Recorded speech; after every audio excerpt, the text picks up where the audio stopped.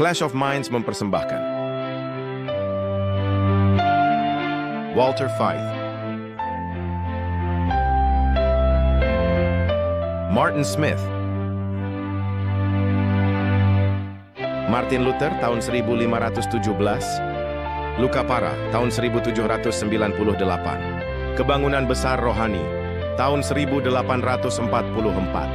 Ensiklikal Rerum Novarum tahun 1891, Konsili Vatikan II tahun 1962, Ensiklikal Laudato Si Perawatan Rumah Kita Bersama tahun 2015, Pandemi COVID-19 tahun 2019, Pemilihan Presiden Amerika Serikat tahun 2020, Perang Rusia melawan Ukraina tahun 2022, Perang Israel melawan Hamas tahun 2023, Pemilihan Presiden Amerika Serikat Trump versus Harris tahun 2024. WhatsApp Prof 218. Zaman keemasan Trump, kartu emas, kubah emas, Babel bangkit. Halo dan selamat datang di episode lain WhatsApp Prof. Halo Martin. Halo Walter. Hai. Murid-murid kita meminta saya untuk bertanya kepadamu, apa kabar Anda? Kamu serius? Ya. Semuanya? Ya. Tapi mereka kan melihat saya setiap hari, seharusnya mereka tahu keadaan saya. Mereka berpikir bahwa mungkin jika saya bertanya kepada Anda, Anda akan memberikan jawaban yang berbeda. Mungkin Anda akan memberikan jawaban yang jujur. Saya sangat menyesal telah mengecewakan mereka. Tidak, mereka benar-benar menikmati kelasnya. Jadi Martin, apa yang kita bicarakan hari ini? Emas. Emas? Zaman keemasan, kartu emas, kubah emas. Semuanya berkaitan dengan emas. Tapi bisakah Anda memberikan penjelasan kepada kita? Siapakah raja yang paling emas, berjaya dalam sejarah masa lalu? Anda sedang membicarakan Nebukadnezar yang telah membuat patung emas. Mewakili kekaisaran Babilonia dan berkata semoga patung itu bertahan selamanya. Menarik sekali Martin bahwa hal itu terjadi pada waktu itu, dan Alkitab mengatakan bahwa hal itu akan terjadi pada di akhir zaman. Ya. Jadi mungkin musuh berhasil membuatnya bertahan selamanya. Dan konsekuensi yang terjadi, saya pikir Alkitab mengatakan akan terjadi lagi pada yang terakhir juga. Baiklah, mari kita lihat dan kita sebaiknya berdoa sebelum kita mulai. Mari berdoa. Bapa kami di surga, kami hidup di masa-masa yang penting. Kami berterima kasih untuk itu. Namun dengan hal tersebut ada tanggung jawab yang besar. Dan kami mohon bantuan-Mu untuk melihat dengan jelas semua situasi sulit di luar sana. Dan sekarang saat kami melakukan diskusi ini, mohon cerahkan pikiran kami agar kami dapat melakukannya untuk menghormati nama-Mu. Dalam nama Yesus, amin. Amin. Nah, zaman keemasan. Tetapi Alkitab mengatakan bahwa pada akhirnya akan ada suatu bentuk tirani dengan memaksa hati nurani, benar? Ya. Dan masa keemasan bagi Amerika. Martin, saya melihat patung Liberty berwarna emas dari atas ke bawah di sini. Di mana lengan perak, tembaga, besi dan besi bercampur tanah liat? Jadi, saya pikir ini adalah gambaran ketika Anda mendengar suara sangkakala dan semua itu, dan Anda diminta untuk bersujud. Anda tentu tahu bahwa patung Liberty sebenarnya adalah patung Mitra. Anda bisa jelaskan sedikit? Dewa Matahari, kita telah membahasnya. Ya, itu berasal dari zaman pencerahan. Ya, baiklah, mari kita langsung saja dan lihat kemana kita akan pergi. Tapi Martin, Gaza bahkan belum ada dalam bentuk ini. Saat ini hanya berupa puing-puing. Ya, Jadi apakah ini semacam lambang dari apa yang dapat terlihat di seluruh dunia dalam milenium perdamaian? seperti itulah yang mereka inginkan. Oke. Tapi apakah itu yang dikatakan Alkitab? Baiklah, mari kita lihat. Amerika telah kembali. Seharusnya ada tanda koma di sana, jika tidak Anda bisa membacanya Amerika kembali di posting. Dengan kata lain, ini merupakan langkah mundur, bukan? Ya, dalam beberapa bentuk. Mungkin ya, tetapi jika Anda menaruh koma di sana, sangat penting di mana Anda menaruh koma, bukan? Yang paling penting, Amerika kembali. Diposting di X. Baiklah, mari kita lihat apa maksudnya. Baru 40 4 hari berlalu. Namun Presiden akan memiliki banyak hal untuk dibicarakan malam ini saat ia menuju ke Capitol Hill untuk berpidato di hadapan rapat gabungan. 6 minggu yang lalu, saya berdiri di bawah kubah gedung Kongres dan memproklamirkan fajar zaman keemasan Amerika. Presiden dan Wakil Presiden baru. Sejak saat itu, tidak ada yang lain kecuali tindakan cepat dan tak henti-hentinya untuk mengantarkan era terbesar dan tersukses dalam sejarah negara kita. Saya kembali ke ruangan ini malam ini untuk melaporkan bahwa momentum Amerika telah kembali. Semangat kita telah kembali. Kebanggaan kita telah kembali. Anggota Kongres dan kepada semua warga negara saya, Amerika telah kembali.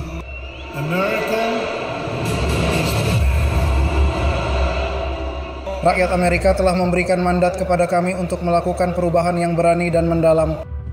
Setiap hari, pemerintahan saya berjuang untuk mewujudkan masa depan yang layak bagi Amerika.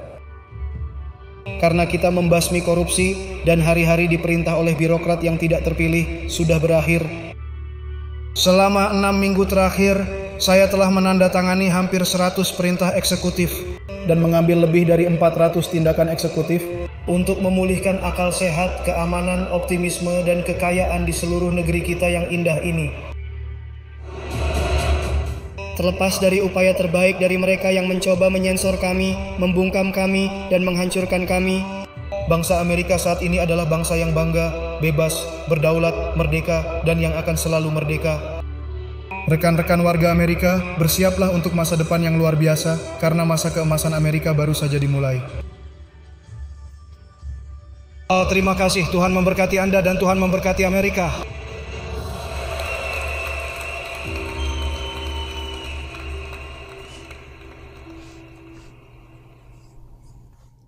Nah, Martin, yang sangat menarik adalah bahwa ini diposting oleh pemerintah. Ya, Gedung Putih di akun Twitter X milik mereka.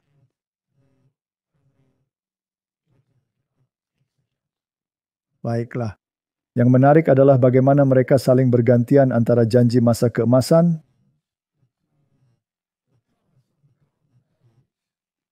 dan jet-jet militer yang terus melintas di atas langit yang menunjukkan kekuatan Amerika, benar?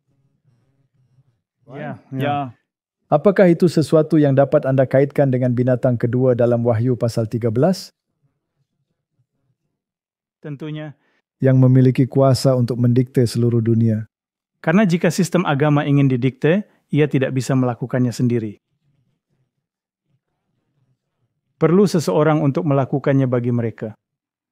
Ingatlah bahwa Cina baru-baru ini mengumumkan bahwa jika Amerika menginginkan perang dagang atau perang lainnya, mereka siap menghadapinya. Tapi saya melihat mereka mundur dengan sangat cepat. Ketika binatang kedua ini menjadi preskriptif, tampaknya binatang yang lain agak berantakan.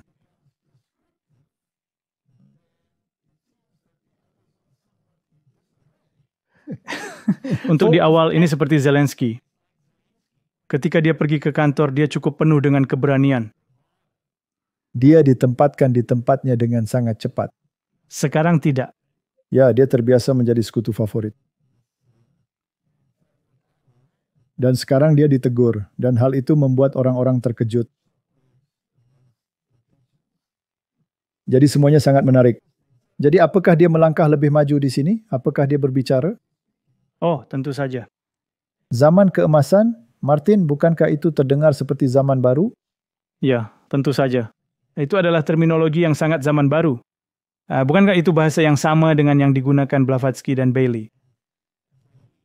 Semuanya menggunakan bahasa itu. Jadi mungkinkah kita memiliki sebuah integrasi di sini? Karena ingatlah bahwa Blavatsky dan Alice A. Bailey mengatakan bahwa tidak akan ada perdamaian kecuali jika ada integrasi antara dunia esoterik dan dunia religius. Semua orang harus sampai pada titik yang sama. Tidak boleh ada perbedaan antara dunia esoterik dan dunia religius. Nah, itu luar biasa karena itulah yang terjadi. Itulah yang sebenarnya terjadi, bukan? Orang-orang tidak tahu bahwa kekristenan telah bergerak begitu jauh dari tujuan awalnya,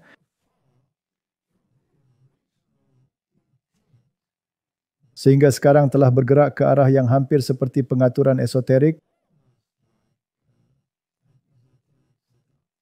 di mana ritual-ritual dan apa yang Anda lakukan memungkinkan Anda untuk mendapatkan kekuatan. Sedangkan Alkitab sangat sederhana. Iman adalah dasar dari segala sesuatu yang kita harapkan dan bukti dari segala sesuatu yang tidak kita lihat. Harapan Anda tidak berada di masa keemasan di sini. Pengharapanmu adalah pada kerajaan yang akan datang. Ini adalah bukti yang tidak terlihat. Apa bukti itu? Aku pergi menyiapkan tempat bagimu. Dan apabila aku pergi, aku akan datang kembali. Di rumah Bapakku ada banyak rumah.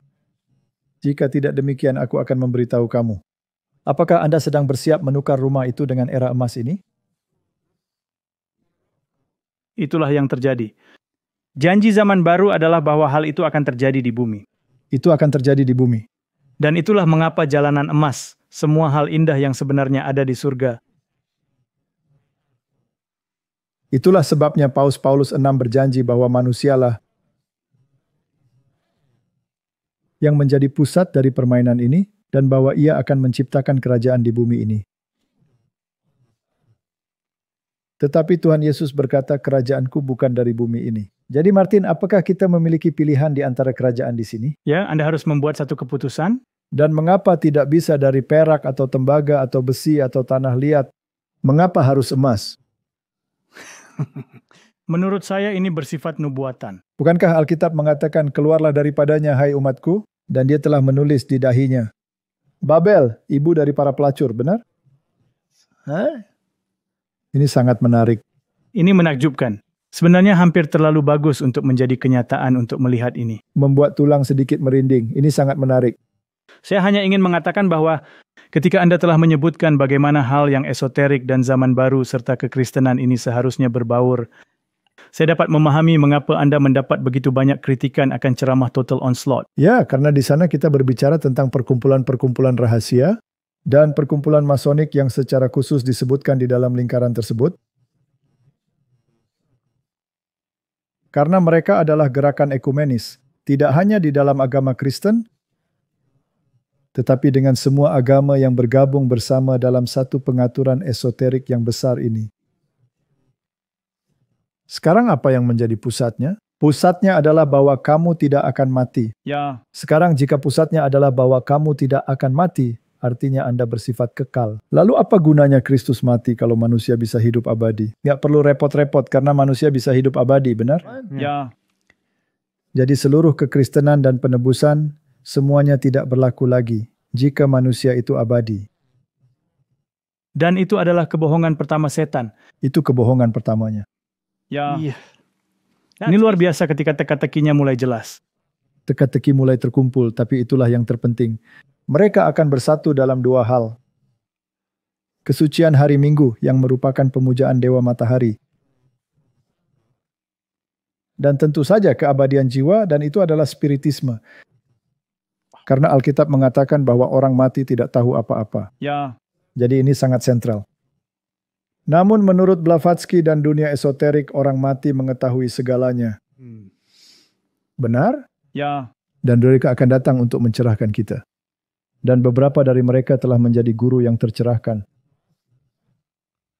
Dan mereka akan memanifestasikan diri mereka lagi. Semoga saja menurut Alice Abeli tahun ini. Jadi mungkin menyusuri salah satu jalan emas ini, siapa tahu. Sesuatu yang menarik bisa terjadi. Jadi Martin, jika Anda ingin membuat semua orang berada di pihak Anda, tidak mungkin semuanya negatif. Pasti ada sesuatu yang positif juga. Ya, dan sangat penting jika orang-orang mau mendengarkan apa yang kami katakan 3 tahun lalu dan semua ini tentang pendulum. Bisa Anda jelaskan lagi? Kita telah menyebutkan bahwa ini akan terus berlanjut sehingga kita akan mengatakan cukup.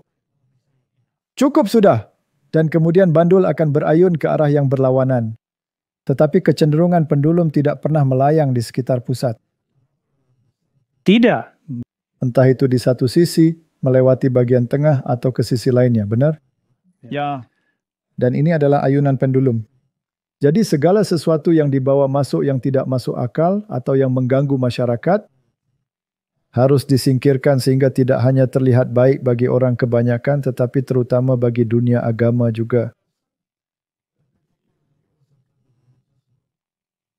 Jadi mari kita lihat apa yang telah dilakukannya. Kami telah mencapai lebih banyak hal dalam 43 hari dibandingkan dengan sebagian besar administrasi yang dicapai dalam 4 atau 8 tahun. Dan kita baru saja memulai. Dan saya telah menghentikan semua sensor pemerintah dan mengembalikan kebebasan berbicara di Amerika. Negara kita tidak akan terpuruk lagi. Kami percaya entah Anda seorang dokter, akuntan, pengacara, atau pengatur lalu lintas udara, Anda harus dipekerjakan dan dipromosikan berdasarkan keterampilan dan kompetensi, bukan ras atau jenis kelamin.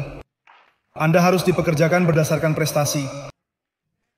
Dan Mahkamah Agung dalam keputusan yang berani dan sangat kuat telah mengizinkan kami untuk melakukannya. Terima kasih banyak. Dan saya menandatangani sebuah perintah yang menjadikannya sebagai kebijakan resmi pemerintah Amerika Serikat bahwa hanya ada 2 jenis kelamin, pria dan wanita. Saya juga menandatangani perintah eksekutif untuk melarang pria bermain dalam olahraga wanita. Akal sehat telah menjadi tema umum dan kita tidak akan pernah kembali. Gak akan pernah membiarkan hal itu terjadi. $8 juta untuk mempromosikan LGBTQI+ di negara Afrika, Lesotho, yang belum pernah didengar orang. $8 juta untuk membuat tikus menjadi transgender. Ini nyata. Karena kita membasmi korupsi. Ini sangat sederhana. Dan hari-hari pemerintahan oleh birokrat yang tidak terpilih telah berakhir. Martin, apakah ada sesuatu yang tidak terdengar logis di sana? Tidak. Sebenarnya semua hal yang dia katakan bisa saya setujui. Baiklah. Sangat menarik. 2 pria di belakangnya berada di urutan kedua dan ketiga untuk takhta ini, benar? Ya. Dan mereka semua memiliki pola pikir yang sama. Saya tidak hanya berasumsi, tetapi menurut apa yang telah mereka nyatakan di masa lalu, mereka berada di pihak dominionisme. Jadi apakah zaman keemasan ini adalah zaman di mana gereja juga memiliki masukan dan aturan? Oh, tentu saja, karena Anda harus mengingat barisan ketiga. Dia sebenarnya selama 20 tahun memberikan ceramah tentang mengapa gereja dan negara tidak boleh dipisahkan. Jadi dia mengatakan bahwa hal itu didasarkan pada sejarah yang buruk. Martin, ini sangat menarik. Ini adalah pertama kalinya dalam pengalaman saya sebagai orang Kristen mengalami situasi seperti ini.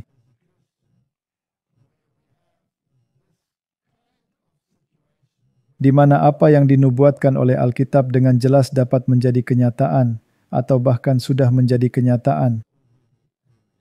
Sudah dimulai. Saya berbicara dengan seseorang minggu ini. Dan saya katakan ini hampir terlalu bagus untuk menjadi kenyataan. Anda terlalu takut untuk menerima bahwa ini terjadi. Ya, dan gambaran binatang itu jelas merupakan sesuatu yang mirip dengan apa yang dilakukan oleh binatang yang pertama. Dan itulah kekuatan gereja dan negara. Pedang rohani gereja di atas, bersama pedang sekuler negara yang menegakkan dogma gereja. Begitulah cara binatang pertama, Katolik Roma, berkuasa di abad pertengahan. Patungnya pasti melakukan hal yang sama. Dan apabila kita melihat patung itu, apabila kita melihat sekilas gambaran kekejian yang membinasakan, berdiri di tempat kudus yang ditulis atau dibicarakan oleh Nabi Daniel, biarlah para pembaca memahaminya. Kita sudah di situ. Orang ini, orang kedua dalam barisan, adalah seorang Katolik Pra-Vatikan II. Dia adalah pendukung projek 2025 yang sangat gigih. Ya, dan wakilnya di Hollywood yang ditunjuk, bukankah dia juga merupakan orang Pra-Vatikan II? Ya, Mel Gibson 100%. Ya, tentu saja. Baiklah, mari kita lihat apa lagi yang dia katakan. Kami telah mengembangkan dengan sangat rinci apa yang kami sebut sebagai gold card yang akan segera dijual. Dengan 5 juta dolar, kami akan mengizinkan orang yang paling sukses menciptakan lapangan kerja dari seluruh dunia untuk membeli jalan menuju kewarganegaraan kami. Ini seperti kartu hijau, tetapi lebih baik dan lebih canggih. Sebagai panglima tertinggi, fokus saya adalah membangun militer terkuat di masa depan. Sebagai langkah awal, saya meminta Kongres untuk mendanai state of the art perisai pertahanan rudal kubah emas untuk melindungi tanah air kita. Semuanya dibuat di Amerika Serikat. Di tempat lain juga ada. Dan Amerika Serikat seharusnya juga memilikinya, bukan? Mereka juga harus memilikinya. Jadi saya ingin mengucapkan terima kasih, tapi ini sangat-sangat penting. Ini adalah dunia yang sangat berbahaya. Kita harus memilikinya. Kita ingin terlindungi, dan kita akan melindungi warga kita lebih dari sebelumnya. Saya percaya bahwa hidup saya diselamatkan di Butler karena alasan yang sangat bagus. Saya diselamatkan oleh Tuhan untuk membuat Amerika hebat kembali. Saya percaya itu.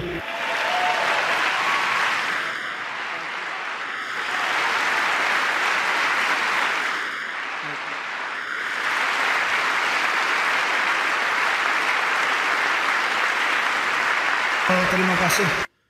Sekarang saatnya kita memperjuangkan kebebasan Amerika. Sekarang giliran kita untuk mengendalikan takdir Amerika ke dalam genggaman kita sendiri dan memulai hari-hari yang paling mendebarkan dalam sejarah negara kita. Ini akan menjadi era terhebat kita. Dengan pertolongan Tuhan selama 4 tahun ke depan, kita akan memimpin bangsa ini lebih tinggi lagi. Dan kita akan membangun peradaban yang paling bebas, paling maju, paling dinamis, dan paling dominan yang pernah ada di muka bumi ini. Kita akan menciptakan kualitas hidup tertinggi, membangun komunitas yang paling aman, paling kaya, paling sehat, dan paling vital dimanapun di dunia. Kita akan menaklukkan batas-batas ilmu pengetahuan yang luas, dan kita akan memimpin umat manusia ke luar angkasa, dan menancapkan bendera Amerika di planet Mars, dan bahkan jauh di luar sana. Rekan-rekan warga Amerika, bersiaplah untuk masa depan yang luar biasa. Karena zaman keemasan Amerika baru saja dimulai. Ini akan menjadi sesuatu yang belum pernah dilihat sebelumnya. Terima kasih, Tuhan memberkati Anda dan Tuhan memberkati Amerika. Martin, hampir terlalu banyak hal untuk dibongkar. Ya. Dan apa pendapat Anda tentang emas ini? Ada kartu emas. Saya bisa memberikan analogi, tetapi saya lebih suka menghindar sejenak. Dan kemudian ada kubah emas, itu sangat menarik. Jelas itu adalah kubah penangkal nuklir. Dan kemudian dia terpilih. Dan sebentar lagi kita akan membahas kenapa terpilih untuk tujuan tertentu. Dan jika tujuan itu adalah untuk membawa Amerika kembali kepada Allah, maka kita harus memastikan bahwa itu adalah Allah yang benar. Oh ya. Apakah Tuhan yang menciptakan langit dan bumi atau Tuhan yang lain? Ingatkah Anda ketika Raja Pergamus, Raja terakhir Attalus yang ketiga, mewariskan gelar dan jubah serta keilahiannya kepada Kaisar Roma?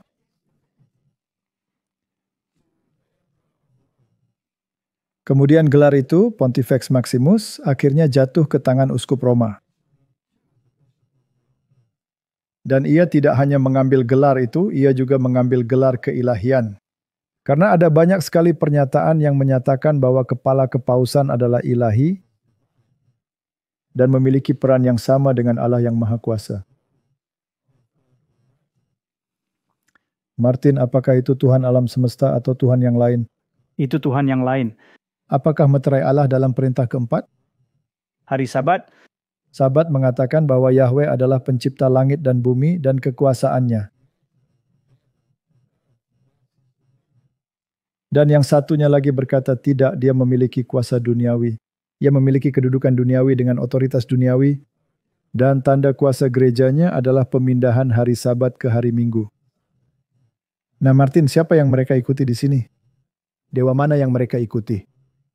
Apakah dewa kafir yang dulu diikuti oleh Babel? Dan ingat bahwa orang Israel sangat suka menyembah dewa itu.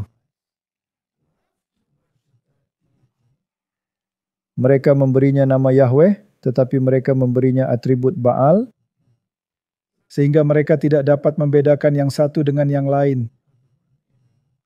Dan dibutuhkan Nabi Elia untuk menyadarkan mereka dan berkata, siapakah Allah itu?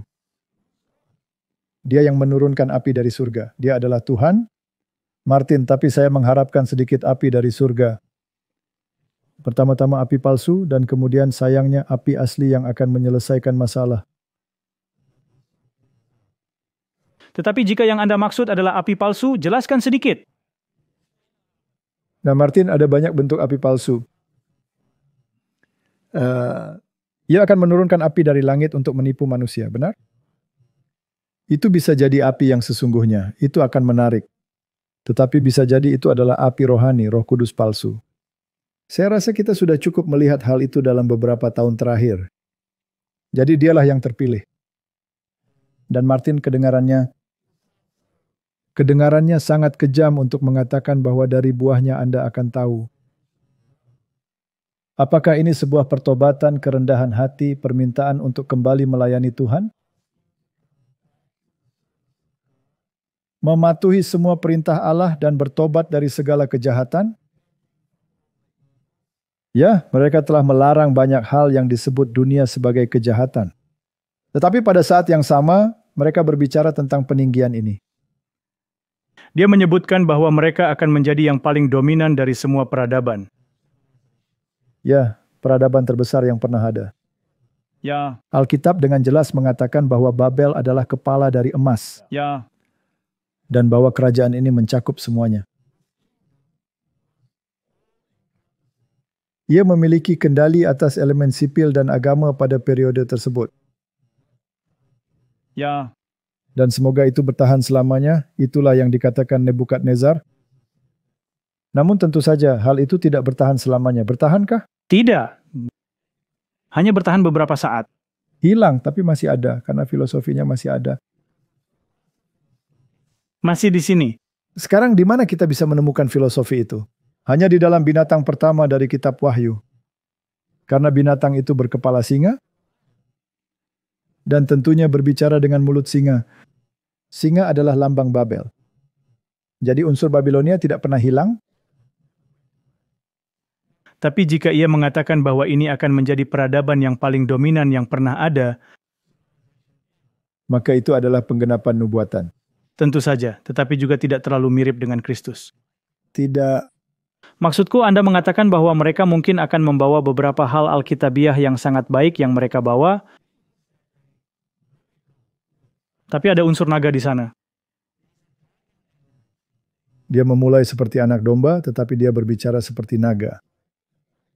Baiklah Martin, mari kita bahas sedikit lebih dalam akan beberapa aspek spiritual dan melihat bagaimana administrasi sangat terlibat dalam aspek-aspek spiritual tersebut.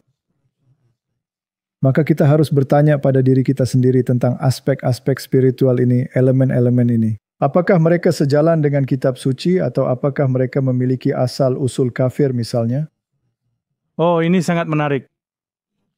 Anda sebutkan sebelumnya, itu sebabnya sebenarnya Anda telah menaruh sebuah pemikiran di dalam pikiran saya. Ketika Anda menyebutkan bahwa hal yang esoterik dan yang Kristiani akan mulai berbaur. Kita melihat hal ini di dalam hal-hal seperti film The Chosen. Ya, mari kita lihat. Yang seharusnya menjadi hal yang Kristiani, tapi sekarang tiba-tiba Anda melihat semua ini, mari kita lihat. Dan cara Dallas menceritakan kisahnya sekitar 10 menit sebelum audisi, dia berkata, itulah Yesus saya untuk acara ini. Maka kami membuat film itu dan diputar. Dia mengajak saya kembali untuk melihatnya sebulan kemudian. Pada kebaktian Jumat Agung di gerejanya, sekitar 7 kali kebaktian. Sekitar 15.000 orang menonton ini dalam waktu 1,5 hari. Dan itu diterima dengan sangat baik. Sungguh sangat indah. Dan pada dasarnya inilah tulang dasar dari konsep film The Chosen, yaitu spiritualitas Ignatian.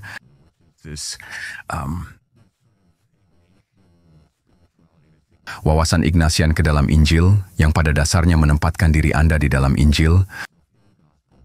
Dalam Injil, Anda bertanya pada diri Anda, dan itulah cara Anda merenungkan Injil melalui bentuk spiritualitas ini. Jadi proses pembuatan film ini seperti contoh nyata dari proses pembuatan film pada seluloid atau seluloid digital. Jadi saat Anda membaca naskah Anda saat Anda mempersiapkan diri, pada dasarnya Anda sedang membaca Injil. Ya, Injil Plus jika saya bisa katakan. Karena sebagai acara TV, kitab suci sebagaimana adanya tidak selalu memberi kita gambaran lengkap tentang sebuah percakapan, tentang sebuah karakter, tentang seseorang. Jadi kami harus melalui sekelompok ahli Alkitab ini, yaitu para penasihat yang membantu kami.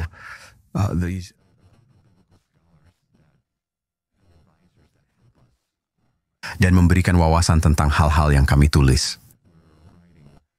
Kita harus menyusun cerita latar yang masuk akal dan semoga otentik, yang menciptakan karakter-karakter yang dapat dipercaya dan mungkin ada di abad pertama, yang dapat menambah dunia yang diberikan oleh Injil kepada kita. Jadi sebagian besar adalah kitab suci. Ya, tapi kemudian ada beberapa lisensi kreatif yang diambil hanya untuk dapat membuat acara TV yang bagus, karena pada akhirnya ini bukan Alkitab. Kami tidak mengatakan bahwa ini adalah Alkitab. Kami memiliki acara TV pertama dan terutama yang didasarkan pada Injil, dan mudah-mudahan cukup menarik bagi Anda untuk ketagihan dan menontonnya seperti halnya Anda menonton acara TV lainnya. Dan kemudian mulai bertanya pada diri sendiri, apa yang sebenarnya dikatakan Yesus? Apakah dia mengatakan hal-hal ini? Apakah karakter ini benar-benar seperti ini? Seperti saya ingin eksplorasi, dan kemudian Anda dapat mengajak orang untuk membaca Alkitab, dan kemudian ingin memiliki hubungan, atau bahkan mencari tahu apa artinya memiliki iman, jika Anda belum pernah memiliki iman. Nah, Martin, dia mengakui dengan terang-terangan bahwa itu dilakukan dengan spiritualitas Ignatian. Tentu saja spiritualitas Jesuit dengan visualisasi. Ya. Dan tidak hanya itu.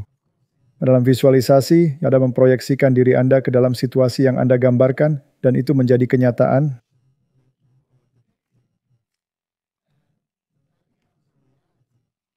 Dan itu dimainkan seperti sebuah teater.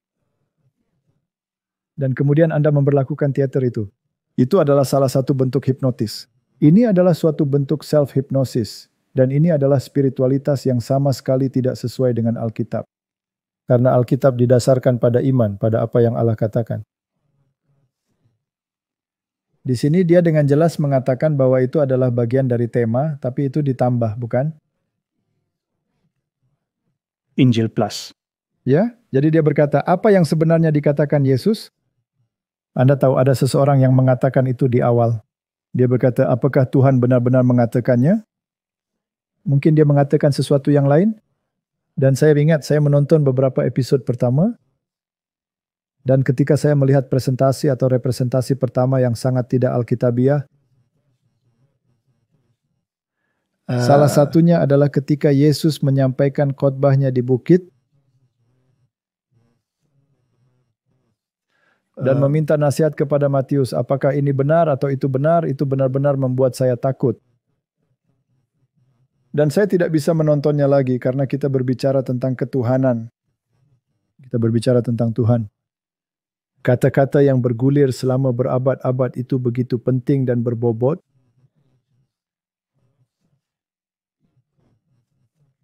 Sehingga tidak ada manusia yang dapat menambahkannya dengan kebijaksanaan apapun yang mungkin mereka miliki. Jadi apa yang terjadi pada tahap itu adalah meremehkan kemuliaan dan keagungan Allah dan meninggikan manusia.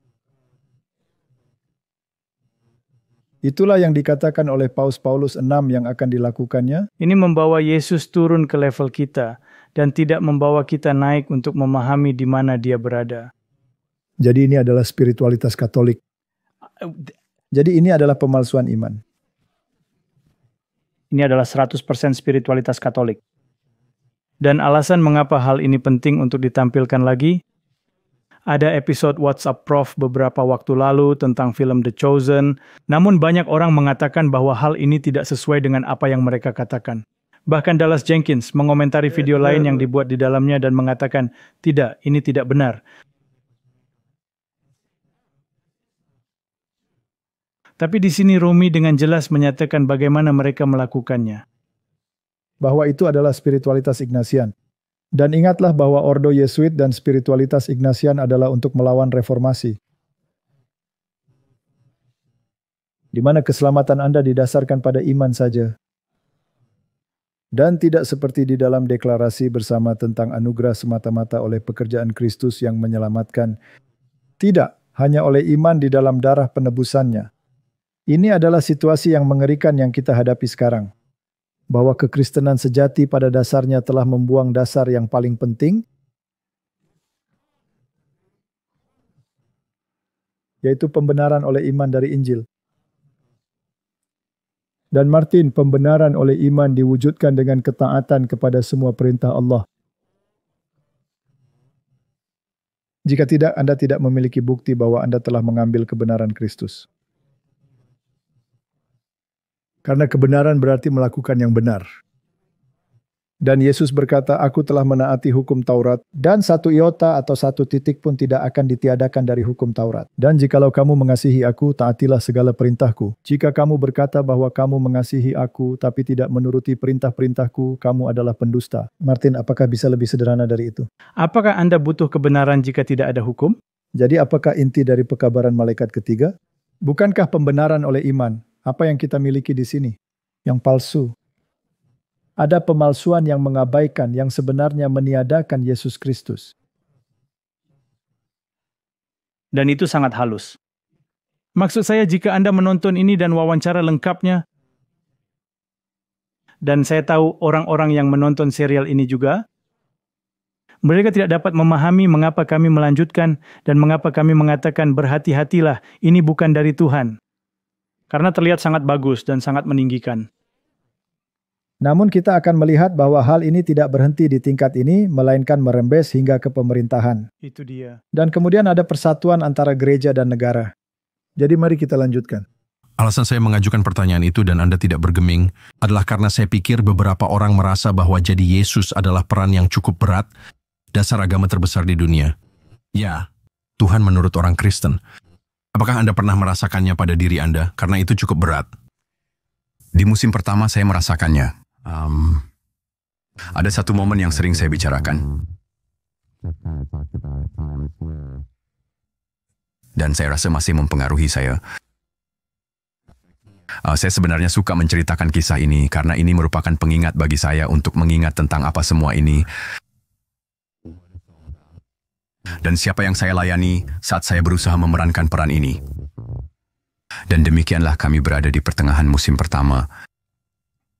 Dan tibalah saatnya bagi saya sebagai Yesus untuk mulai berkhotbah. Anda tahu sepenuhnya tentang khotbah. Dan kami mulai syuting. Dan ketika saya sedang membaca kata-kata ini, tiba-tiba saya seperti merasa berada di luar diri saya sendiri, mendengarkan diri saya sendiri, berkhotbah kepada orang banyak di luar pintu rumah Zebedeus, Yakobus, dan Yohanes, ayah Zebedeus. Dan ada kerumunan penonton yang semakin banyak. Dan para aktor latar belakang luar biasa yang berpartisipasi dalam pertunjukan. Dan banyak di antara mereka yang telah berpartisipasi selama bertahun-tahun. Di sana kerumunan orang banyak ini mulai bertambah banyak di luar rumah ketika Yesus mulai berkhotbah. Dan adegan ini tidak secara khusus tentang Yesus. Ini adalah tentang hal-hal lain yang terjadi di latar belakang yang menjadi latar depan cerita. Di latar belakang Yesus sedang berkhotbah, tapi saya masih harus berkhotbah. Saya masih harus mengucapkan kalimat-kalimat dari kitab suci dengan meyakinkan dan mencoba memikat dan menggugah orang-orang yang mendengarkan saya dan mendapatkan perhatian mereka. Dan mereka tampak sangat penuh perhatian sehingga membuat saya benar-benar sadar diri. Ya, dan saya berpikir apa yang saya katakan, apa kata-kata ini? Ini adalah firman yang kudus dan suci yang diucapkan oleh makhluk yang paling kudus yang pernah ada di muka bumi. Saya seharusnya tidak melakukan ini terasa salah. Jadi saya bagian begini perasaan itu, dan kemudian kami akan berhenti, kemudian beralih ke pengaturan berikutnya, dan meletakkan kamera di tempat yang berbeda. Dan saat itu, saat produksi berlangsung, saya harus menghentikan produksi sejenak untuk berbicara dengan sutradara, Dallas Jenkins. Dan saya berkata, bisakah kita memperlambatnya sebentar? Dan dia berkata, apa yang terjadi? Jadi saya membawanya minggir. Saya berkata, dengar Bung, saya sedang mengalami kesulitan sekarang. Saya mulai merasa panik dan kewalahan. Saya hanya mengalami 1 kali serangan panik dalam hidup saya. dan mulai terasa seperti merayap ke dalam. Dan saya tidak tahu apa, mengapa atau bagaimana. Ya, saya nggak tahu. Saya pikir saya tahu mengapa dan apa yang sedang terjadi. Tapi saya bilang, bisakah kita memperlambatnya? Dan dia berkata, apa yang terjadi? Dan saya berkata, saya mengucapkan kata-kata ini dan ketika mendengar diri saya sendiri mengucapkannya, saya merasa tidak layak untuk mengucapkannya. Anda tahu, Martin, terkadang Tuhan memang mencoba untuk mengesankan pikiran, benar? Saya rasa begitu. Seperti yang ia nyatakan sendiri di sana, ia bertanya-tanya, apakah tepat baginya untuk mengucapkan kata-kata ini dan mengambil peran ini? Dan bisakah kita melakukan hal semacam ini? Ini semacam teater Yesuit. Dan tegasnya, untuk mengambil peran itu dan menjalankannya, meskipun seperti yang ia katakan, latar belakangnya lebih penting daripada apa yang Yesus katakan, seharusnya tidak demikian, bukan? Latar belakang dari apa yang Yesus katakan lebih penting. Nah, ketika Anda berkhotbah, ketika Anda menjadi seorang pengkhotbah, maka sudah sewajarnya Anda mengulangi kata-kata itu. Ya. Tetapi ketika Anda memerankan peran tersebut, apakah peran itu masih benar? Dan saya pikir mungkin Roh Kudus berbicara kepadanya.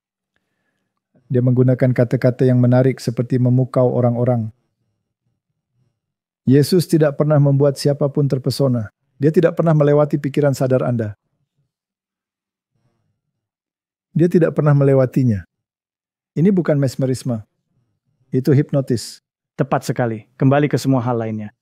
Ya, jadi orang-orang tidak pernah terpesona oleh apapun yang memikat mereka. Mereka terpikat oleh bobot kata-kata yang disampaikan. Dan bagaimana hal itu menggetarkan hati mereka? Benar. Jadi ada perbedaan yang besar. Anda tahu dalam agama Katolik, Lectio Divina sangatlah penting. Itu adalah bacaan suci. Ya. Jadi apa yang penting di sana? Sama seperti dalam Islam, nada dan intonasi yang Anda gunakanlah yang menjadi pusat perhatian. Itu adalah sebuah pergeseran dari manusia tidak hidup dari roti saja, tetapi dari setiap firman yang keluar dari mulut Tuhan. Ini sangat halus karena Anda sebenarnya menggunakan Alkitab. Tetapi Anda menggunakan apa yang ada di sekelilingnya, bukan esensi dari kata tersebut. Yang lebih penting adalah bagaimana Anda melafalkannya, atau bahkan bagaimana Anda menyanyikannya. Ya. Karena mereka akan menyanyikannya, benar? Dan hal ini menciptakan suasana mistis yang memukau. Ya. Dan pesona dapat diperkenalkan dengan berbagai cara. Anda bisa melakukannya melalui nada atau Anda bisa melakukannya melalui musik. Saat Anda masuk ke kasino, ada desas-desus memukau yang terjadi. Ini bukan lagu, bukan sesuatu yang seperti itu. Tapi ini menempatkan Anda dalam kondisi kesadaran yang berubah, sehingga Anda kehilangan kebijaksanaan tentang bagaimana Anda akan membelanjakan uang Anda. Ya. Ya. Jadi ketika Anda pergi ke gereja, Anda tidak lagi berpikir dengan hati nurani Anda. Masalahnya ini bisa terlihat sangat bagus. Karena Anda benar-benar menggunakan kata-kata itu. Tapi mari kita lihat kemana arahnya. Bagaimana rasanya jika Anda dikenali di jalan karena memerankan Yesus? Saya tahu hanya dari makan malam denganmu semalam dan memberitahu orang-orang bahwa kamu akan datang ke sini. Ada banyak intensitas. Seperti kamu, saya sudah tampil di televisi selama 30 tahun. Saya tidak pernah mengalami hal yang Anda alami seperti di rumah saya tadi malam. Orang-orang sangat antusias ketika melihat Anda. Hal ini terikat dengan perasaan mereka kepada Anda, tetapi juga perasaan mereka kepada Yesus. Seperti apa rasanya? Saya memberikan semua pujian kepada Tuhan dan kepada Yesus. Dan Anda tahu, seperti teman kita Russell Brand, saya pernah menjadi penggantinya. Saya merasa seperti saya berdiri di sisi Yesus. Yesus adalah bintang dan saya berdiri di sisinya karena siapa yang saya perankan. Dan karena ada hubungan yang sudah ada di depan mata, yang sudah mereka miliki dengan Yesus.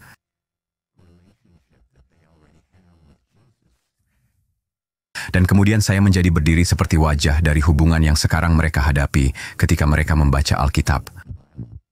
Saya telah diberitahu bahwa wajah saya muncul dalam benak mereka saat mereka mendengar atau membaca kitab suci, bahkan untuk diri saya sendiri saat saya sedang mengikuti misa dan imam sedang membaca Injil. Dan dia berbicara tentang Petrus, saya memikirkan Ishak yang memerankan Petrus dalam pertunjukan kami.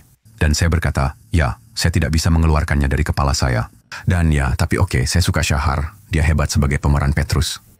Jadi ya, Anda mencoba bahkan sebagai seorang aktor pemeran. Anda masih menderita karena Anda tidak bisa melakukan perpisahan. Ya, Karena Anda sekarang memiliki hubungan dengan orang-orang ini dan karakter-karakter ini. Dan menjadi wajah dari hubungan yang seringkali menjadi hubungan terpenting dalam hidup seseorang. Bahkan melebihi keluarga mereka. Ini seperti Tuhan yang utama, lalu keluarga, dan kemudian segala sesuatu yang lain.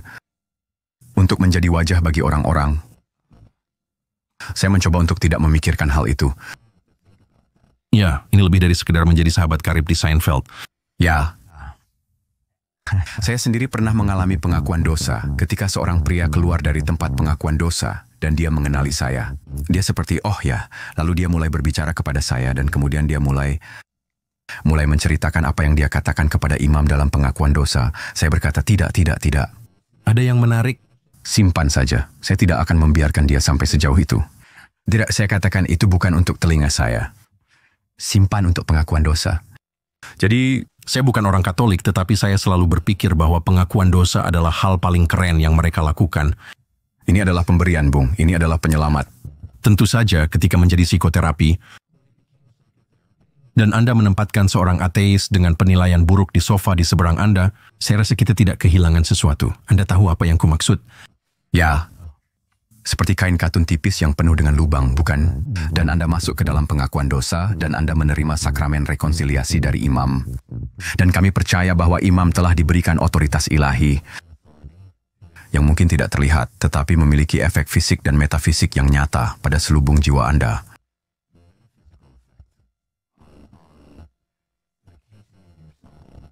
Dan itu seperti memperbaiki lubang-lubang kecil. Setiap pengakuan dosa seperti Anda sedang menutup lubang-lubang itu dan memulihkan hubungan dengan Tuhan dengan cara yang pada dasarnya memperbaiki jiwa Anda. Jadi Martin, apa yang Anda tunjukkan kepada dunia sangatlah penting, benar? Apa yang dia gambarkan?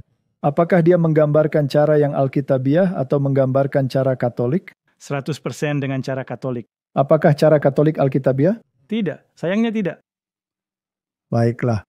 Nah Martin, mereka berbicara tentang pentingnya pengakuan. Alkitab berkata, akuilah kesalahanmu seorang kepada yang lain. Terjemahan baru mengatakan dosa. Seharusnya kesalahan. Salah. Apakah ada perbedaan antara kesalahan dan dosa-dosa Anda? Ya, tentu sangat berbeda. Bukankah seharusnya seseorang mengakui dosa-dosanya hanya kepada Tuhan? Ya. Hanya kepada Tuhan, benar? Marilah kepadaku, semua yang letih lesu dan berbeban berat. Tidak dikatakan datanglah kepadaku melalui seorang imam. Ngomong-ngomong, seorang imam adalah seseorang yang membawa persembahan. Yesus selamanya dengan satu pengorbanan telah menggenapi seluruh persyaratan pendamaian, bukan? Ya. Dia telah melakukan dalam satu pengorbanan, dia telah menyempurnakan selamanya. Jadi tidak perlu ada pengorbanan? Protestan menyadari hal ini dan menyingkirkan mezbah-mezbah pengorbanan dari gereja-gereja. Menarik, bukan? Dan di bawah gerakan Oxford di Inggris, mereka dibawa kembali. Maka gereja Inggris kembali ke paganisme dengan memperkenalkan kembali altar. Sekarang kita memiliki seorang imam besar yang bertugas bukan di tempat kudus duniawi tetapi di tempat kudus surgawi. Tetapi dalam agama Katolik ada seorang imam duniawi, dalam agama Protestan ada seorang pendeta, bukan imam. Lebih seperti seorang guru. Ya, seseorang pernah berkata kepada saya, oh jadi kau pikir kau seorang pendeta karena mereka tahu bahwa saya seorang pengkhotbah.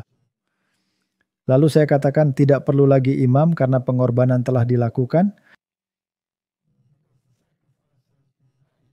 Seorang imam dibutuhkan sewaktu dalam perjanjian lama ketika Anda ingin mengorbankan anak domba, tetapi tidak dalam perjanjian baru. kita menjadi pendeta, kita menjadi pelayan bagi orang lain. Jadi ada banyak hal di sini yang sangat salah. Seperti sebuah pengalaman metafisik katanya. Dia mengatakannya, terutama pengakuannya. Nah, apa itu pengalaman metafisik? Tolong jelaskan. Metafisik itu adalah terminologi okult. Jadi ini adalah perasaan lega karena sebuah ritual yang telah Anda jalani. Mengakui dosa-dosa Anda kepada seorang manusia biasa yang memiliki kesalahan yang sama dengan Anda dan berharap bahwa Tuhan harus mematuhi hukuman imam karena itulah yang mereka katakan dalam katekismus mereka. Bahwa Tuhan harus mengampuni atau tidak mengampuni ketika mereka memberikan pengampunan. Jadi siapa yang lebih hebat dalam konteks ini? Apakah imam atau Tuhan? Imam. Imam adalah orang yang berkuasa. Itu memindahkan keselamatan dari surga ke bumi. Ini adalah konsep yang sangat berbahaya dan halus. Dan Anda lihat betapa berbahayanya. Karena acara dialog ini dan semua hal ini seperti yang dikatakan Tucker, bahwa salah satu aspek terindah dari agama Katolik adalah pengakuan dosa. Dan tentu saja Katolik memiliki banyak ritual. Ya. Banyak ritual. Di masa lalu mereka juga melakukan banyak ziarah. Nah Martin, Tuhan, di mana 2 dan 3 orang berkumpul, mereka akan dilayani. Ya. Anda tidak perlu pergi ke tempat tertentu untuk mendapatkan pengampunan dari Tuhan. Saya tidak perlu berziarah ke Lourdes atau dalam dunia Muslim ke Mekah untuk berkomunikasi dengan Tuhan pada tingkat yang lebih tinggi. Dan di ruang batin saya di mana hanya ada saya dan Tuhan. Di sana kita bisa bercakap-cakap 4 mata tanpa perantara apapun. Ya, disitulah Anda melakukan pengakuan dosa. Jadi ya, saya setuju dengan Tucker. Pengakuan dosa adalah sesuatu yang indah, tetapi tidak dilakukan kepada manusia. Tentu saja, tentu saja. Satu hal lagi yang baru saja Anda sebutkan. Mereka melakukan ziarah sekarang karena ini adalah tahun suci. Ya. Anda dapat melewati dan berjalan melalui gerbang untuk mendapatkan kesenangan. Dan itu akan meluap. Anda tahu begitulah cara Italia mempertahankan diri dengan semua peziarah yang datang dan menghabiskan uang mereka di sana. Nah Martin, mereka juga akan berbicara dalam wawancara ini tentang Rabu Abu. Kita akan bergeser kepada pemerintah sebentar lagi. Ini kembali lagi ke masalah perbuatan. Ya, intinya adalah agama mana yang pada akhirnya digambarkan melalui pemerintah kepada masyarakat. Itulah yang paling penting. Mereka akan berbicara tentang Rabu Abu. Nah, tidak ada satu pun di dalam Alkitab yang menyebutkan tentang Rabu Abu. Rabu Abu, hari di mana banyak orang menandai dahi mereka dengan abu. Nah, ini sangat menarik. Simbol pertobatan. Apakah ada yang salah dengan pertobatan? Tidak. Martin, apakah saya harus memakai sesuatu untuk menunjukkan bahwa saya telah bertobat? Tentu saja tidak. Maksud saya ini membuat saya berpikir tentang berpuasa. Dan Alkitab mengatakan, ketika engkau berpuasa, janganlah berpuasa sedemikian rupa, sehingga semua orang melihat bahwa kamu berpuasa. Dalam perjanjian lama, Anda sering membaca tentang kain kabung, bukan? Bahwa orang-orang mengenakan kain kabung dan abu di kepala mereka dan hal-hal seperti itu. Dan banyak di antara mereka yang melakukannya di balik pakaian mereka sehingga Anda tidak akan melihatnya. Ada kasus raja yang berjalan di atas tembok, benar? Dan wanita itu mengeluh bahwa dia harus memberi makan anak-anaknya karena kelaparan. Lalu ia mengoyakkan pakaiannya dan ia melihat bahwa ia mengenakan kain kabung di baliknya. Jadi ada beberapa contoh di mana Anda dapat menampilkan diri Anda. Tapi itu dulu di perjanjian lama. Tetapi Yesus berkata, janganlah kamu membuat pertunjukan tentang hal itu. Jangan membuat pertunjukan. Dan kita bertanya-tanya mengapa kita perlu menampilkan hal-hal ini. Apakah ini menunjukkan sesuatu tentang diri Anda? Jadi inilah 7 selebriti yang merayakan Prapaskah dan mendorong orang lain untuk bergabung. Dan ada para aktor di sebelah kiri. Dan ada tokoh-tokoh penting yang mengenakan tanda Rabu Abu. Apakah ini menggambarkan Protestan atau Katolik? 100% Katolik. Tapi ini juga paganisme. Ya, selalu kembali ke sana setiap saat. Tapi ini menarik. Menurut saya tidak pernah ingat ini menjadi begitu populer. Tahukah Anda bahwa orang-orang Kristen mula-mula di Amerika Serikat bahkan menolak untuk merayakan Natal? Ya, kaum Puritan. Ya, kaum Puritan. Menarik. Dan sekarang kita sudah sampai pada tahap di mana membaca berita ini di kantor berita Katolik. Artikel 5 Maret, Gedung Putih mengadakan misa Rabu-Abu untuk para staf. Jadi Anda menyebarkan satu hal melalui televisi. Dan sekarang pemerintah sedang mengatur suasana. Misa Katolik dilaporkan telah dirayakan untuk para staf di Gedung Putih hari ini dalam rangka memperingati Rabu-Abu. Sebuah email dari kantor manajemen Gedung Putih menginformasikan kepada para staf bahwa misa akan berlangsung di ruang perjanjian India pada pukul 8.30 pagi. Jadi inilah saat umat Kristiani memulai masa Prapaskah. Kita akan membahasnya sebentar lagi. Pernyataan tersebut diakhiri dengan Presiden dan Ibu Negara yang mengatakan, marilah kita mempersiapkan jiwa kita untuk kemuliaan yang akan datang dari mukjizat Paskah dan menambahkan, semoga Tuhan yang Maha Kuasa memberkati Anda dan terus memberkati Amerika Serikat. Sebelum pemilihan, Trump telah menyampaikan ucapan selamat kepada umat Katolik pada Hari Raya melalui media sosial pada tanggal 8 September, kelahiran Maria, untuk memposting selamat ulang tahun Maria bersama dengan gambar Bunda Maria dari Guadalupe. Nah, apa yang menarik dari hal ini? Selamat ulang tahun Maria. Apakah kaum Protestan memahami dogma Maria dikandung tanpa noda? Saya tidak tahu. Saya rasa mereka tidak tahu. Ketika Anda baru saja membaca dogma Maria dikandung tanpa noda,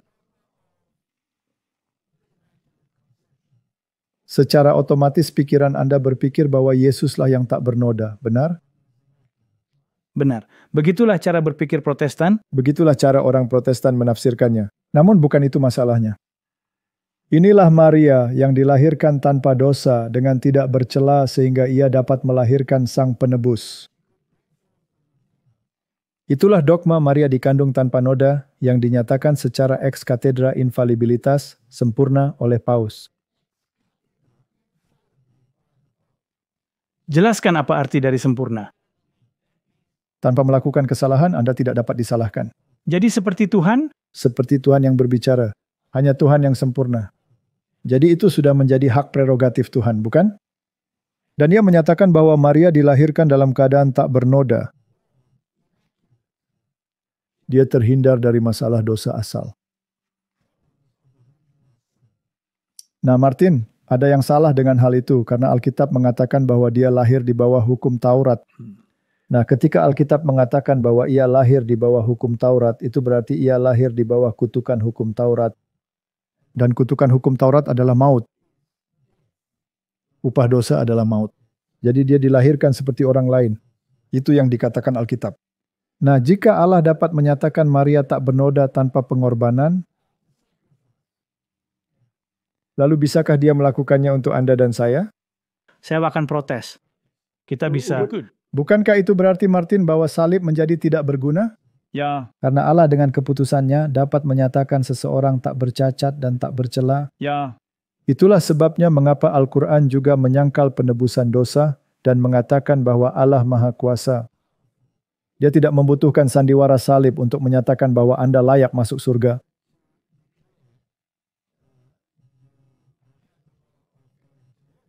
Dia hanya melakukannya dengan keputusan. Nah, di Katolik Anda memiliki hal yang sama. Allah menetapkan bahwa hanya Maria yang harus dinyatakan tak bernoda, tetapi Alkitab mengatakan bahwa ia dilahirkan di bawah hukum Taurat, di bawah kutukan hukum Taurat. Oleh karena itu dia membutuhkan pengorbanan seperti Anda dan saya. Ya. Jadi ini mendorong doktrin Katolik, yaitu paganisme. Dan lihatlah di mana didorong masuk. Dan dia disebut Ratu Surga. Ya. Karena setelah dinyatakan tak bernoda, tentu saja tidak ada gunanya jika Maria mati. Karena upah dosa adalah maut. Jadi dia harus memiliki asumsi. Dia harus naik ke surga. Ya, Jadi umat Katolik Roma mengajarkan bahwa Maria naik ke surga tanpa mati. Meskipun jika Anda pergi ke beberapa denominasi, ada kuburan Maria di Yerusalem ya, dan di tempat-tempat lain dalam hal ini. Tapi intinya Martin ini adalah paganisme yang terbaik. Dan jika Maria ada di sana, dinyatakan sebagai Ratu Surga, maka dia adalah Isis Sang Dewi. Itu paganisme. Jadi Martin, di sini kita melihat Gedung Putih menghormati semua ritual dan ideologi kafir ini tanpa menyadari apa yang mereka lakukan. Saya tidak mengutuk mereka dalam hal ini. Saya merasa kasihan karena mereka tidak mempelajari hal ini secara menyeluruh. ya, Dan pemisahan gereja dan negara berarti Anda tidak akan mengindoktrinasi publik ke satu arah tertentu, di mana inilah justru yang mereka lakukan. tentunya. Jadi siapa yang mereka hormati? Apakah mereka menghormati Protestan atau menghormati binatang pertama atau menghormati agama Katolik? Ya, tentu saja. Bukankah mereka sudah melakukannya sebelum dia? Jadi Vance menerima abu di perbatasan. Dan Martin, ini sangat menarik. Dia adalah wakil presiden Amerika Serikat menerima abu. Jadi dia menyebarkan bahwa dia terlibat dalam nama ini. Dia melakukan ini dalam kapasitas pribadinya. Kemudian wakil presiden J.D. Vance akan menunjukkan bahwa dia adalah seorang Katolik yang setia. Tapi ini adalah masalah pemerintah karena Ini mendorong. ini mendorongnya. Jadi rekaman video yang dipublikasikan oleh C-SPAN pada hari Rabu menunjukkan Vance, seorang penganut Katolik yang taat, menerima abu di keningnya dari seorang imam Katolik sebelum meninggalkan Texas pada hari Rabu. Vance bukanlah satu-satunya anggota pemerintahan Trump yang merayakan Rabu Abu, yang menandai dimulainya musim Prapaskah bagi umat Kristiani. Sangat menarik. Presiden Donald Trump dan Ibu Negara Melania Trump menerbitkan pesan bersama untuk menandai peristiwa tersebut. Jadi apakah pemerintah terlibat di tingkat ini? Pada level tertinggi. Di level tertinggi. Jadi mari kita lanjutkan diskusi ini dan lihat apa maksudnya. Apa itu Prapaskah? Prapaskah dimulai hari ini. Dimulai hari ini adalah 40 hari doa, puasa, dan sedekah menjelang Jumat Agung, Jumat sebelum Paskah. Hari di mana Yesus Kristus wafat di kayu salib dan menyerahkan nyawanya bagi umat manusia. 2 hari kemudian, 3 hari kemudian jika Anda memasukkan hari Jumat, hari Minggu Paskah, Yesus dibangkitkan dari kematian. Dan dosa asal pada, Anda tahu, noda pada umat manusia dihapuskan melalui kepercayaan kita kepada Kristus.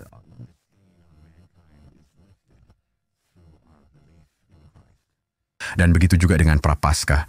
Bagi saya Prapaskah adalah waktu untuk menyederhanakan. Dan ini adalah waktu untuk berkorban. Dan ini adalah waktu untuk mendekatkan diri saya melalui jalan salib. Pada dasarnya, tema tantangan Prapaskah Hallow Apps Pray 40 tahun ini adalah The Way, dan ini adalah jalan untuk berserah diri. Anda tahu jalan Kristus pada dasarnya. Dan segala sesuatu yang dia lakukan menjelang sengsara, kematian, dan kebangkitannya adalah sesuatu yang dapat kita renungkan selama 40 hari itu. Biasanya kita mencoba untuk melakukan pengorbanan yang berarti.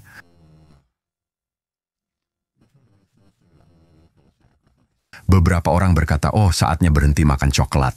Jika coklat adalah sesuatu yang memberi Anda kegembiraan dan kebahagiaan, maka ya, itu mungkin hal yang baik bagi Anda untuk berhenti selama 40 hari, dan mungkin akan sangat sulit bagi beberapa orang seperti saya untuk berhenti minum kopi. Bagi sebagian orang adalah alkohol, bagi sebagian orang itu adalah rokok. Jadi Anda bertanya-tanya, apakah ada hubungan antara apa yang kita makan dan kesadaran spiritual? Jelas ada. Apakah ada hubungan antara makan berlebihan dan kebodohan rohani? Mungkin ada. Dan jika Anda bangun dan semua orang gemuk, yang adalah benar, termasuk saya dari waktu ke waktu. Hanya saja ada komponen spiritual di sana, benar? Apakah ini gagasan yang gila? Salah satu 7 dosa yang mematikan adalah kerakusan. Ya. Tidak diragukan lagi, salah satu hal yang paling mencolok dari tumbuh besar dan hidup di dunia barat modern adalah Menyadari hal-hal di kemudian hari yang terlihat sangat jelas dan Anda berpikir, kok bisa ya saya tidak menyadarinya? Ya, tentu saja kerakusan itu buruk. Dan jika tubuh ini adalah bait Tuhan, cerminan dari ciptaan Allah Sang Pencipta, dan Anda menyakiti diri Anda sendiri, maka hal itu seperti sebuah penghinaan terhadap Tuhan. Itulah sebabnya hal-hal seperti kerakusan adalah dosa. Ini juga membuat Anda tumpul. Ini seperti pukulan bong atau 3 gelas bir atau semacamnya. Hal ini membuat Anda tidak mengalami apapun di luar diri Anda. Seperti itu. Ya, Anda sekarang membuat dinding menutup kemampuan untuk terhubung dengan yang ilahi.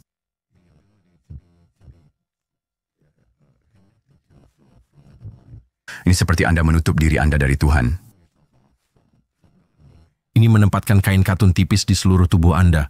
Tahu apa yang kumaksud? Saya suka karena Anda menggunakan makanan sebagai referensi.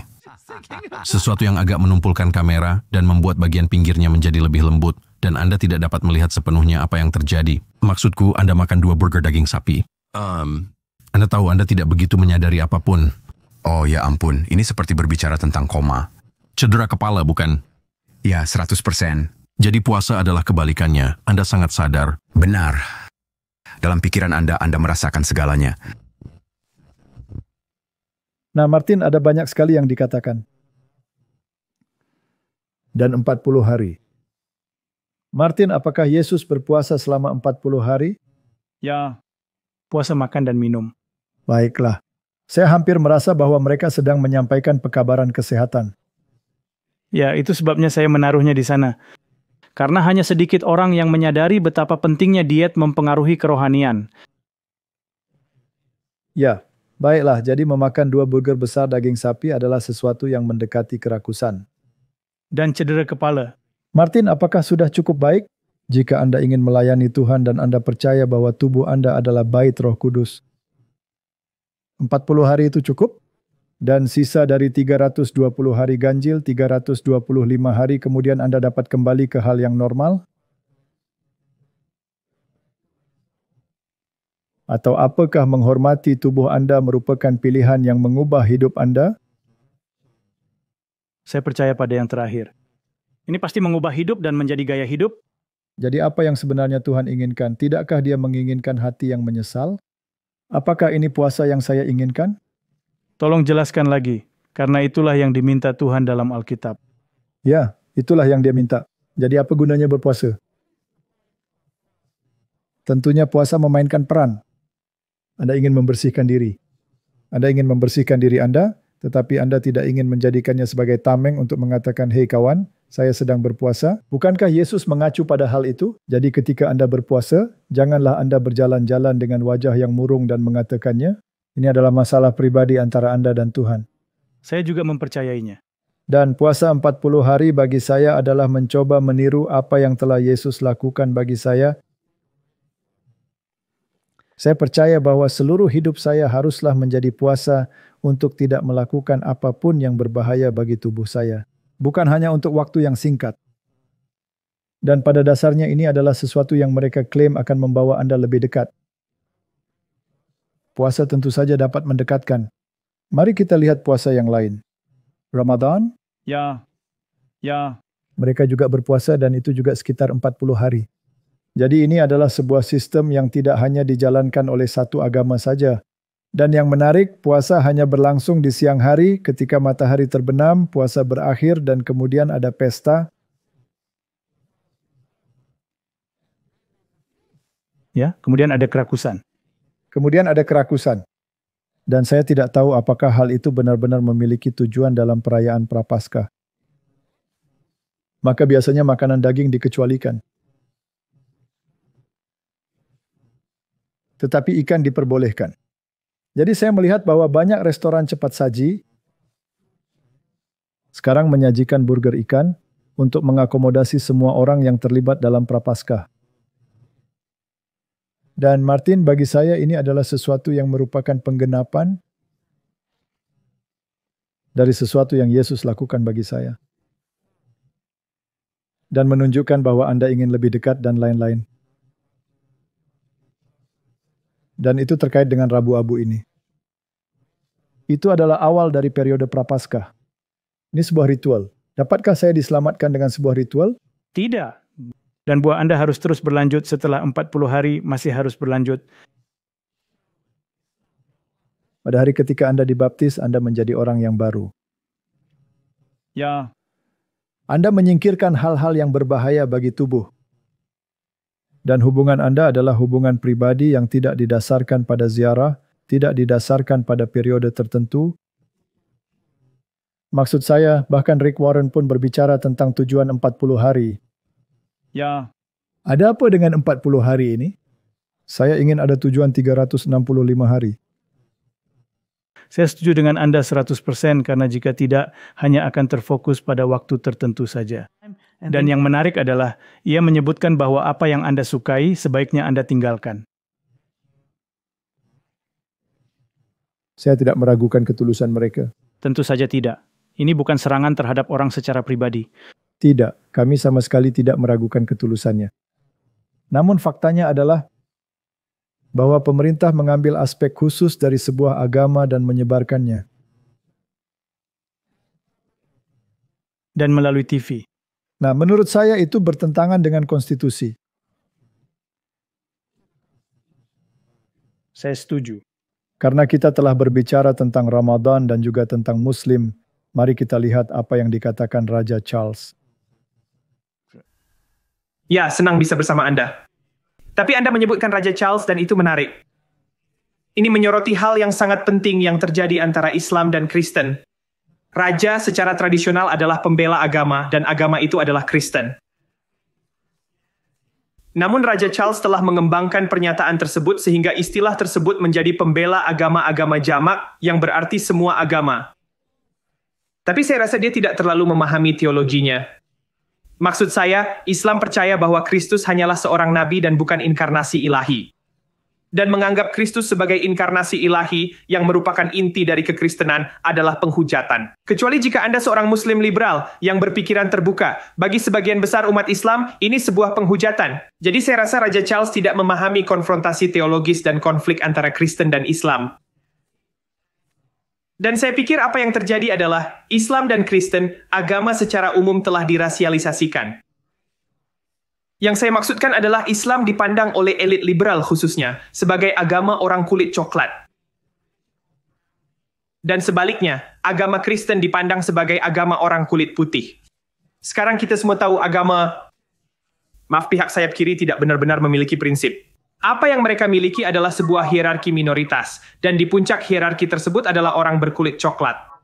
Maka dari itu, apa yang kita lihat adalah Islam mendapatkan hak-hak istimewa dan kekristenan secara efektif dikesampingkan. Dan itulah yang kami lihat dengan Raja Charles. Kita melihatnya mengemas kurma untuk hidangan berbuka puasa, untuk mengakhiri bulan Ramadan. Kita melihatnya dan mengadakan sesi doa di Kastil Windsor. Tetapi pada saat yang sama, tidak ada satupun yang menyebutkan tentang Rabu Abu, tentang Prapaskah, tentang kekristenan secara umum. Keir Starmer, Perdana Menteri kita, yang berpidato di hadapan jemaah Muslim, yang mengatakan bahwa bulan Ramadan ini sangat sulit bagi mereka karena apa yang terjadi di Gaza, tetapi pada saat yang sama tidak menyinggung sedikit pun tentang kekristenan atau bahkan pembantaian orang-orang Kristen di seluruh dunia. Jadi ada dua sistem keagamaan yang tampaknya sedang berlangsung. Dan cukup menyedihkan melihat kekristenan dan gereja Inggris yang seharusnya menjadi kekuatan dan tulang punggung sebuah bangsa, justru dikesampingkan dan nyaris disingkirkan karena dianggap tidak modis. Keberagaman adalah kekuatan kami untuk mempromosikan Islam dan Muslim secara umum. Baiklah, biar saya jelaskan secara sederhana. Saya tidak setuju dengan dia ketika dia membawanya ke tingkat rasial.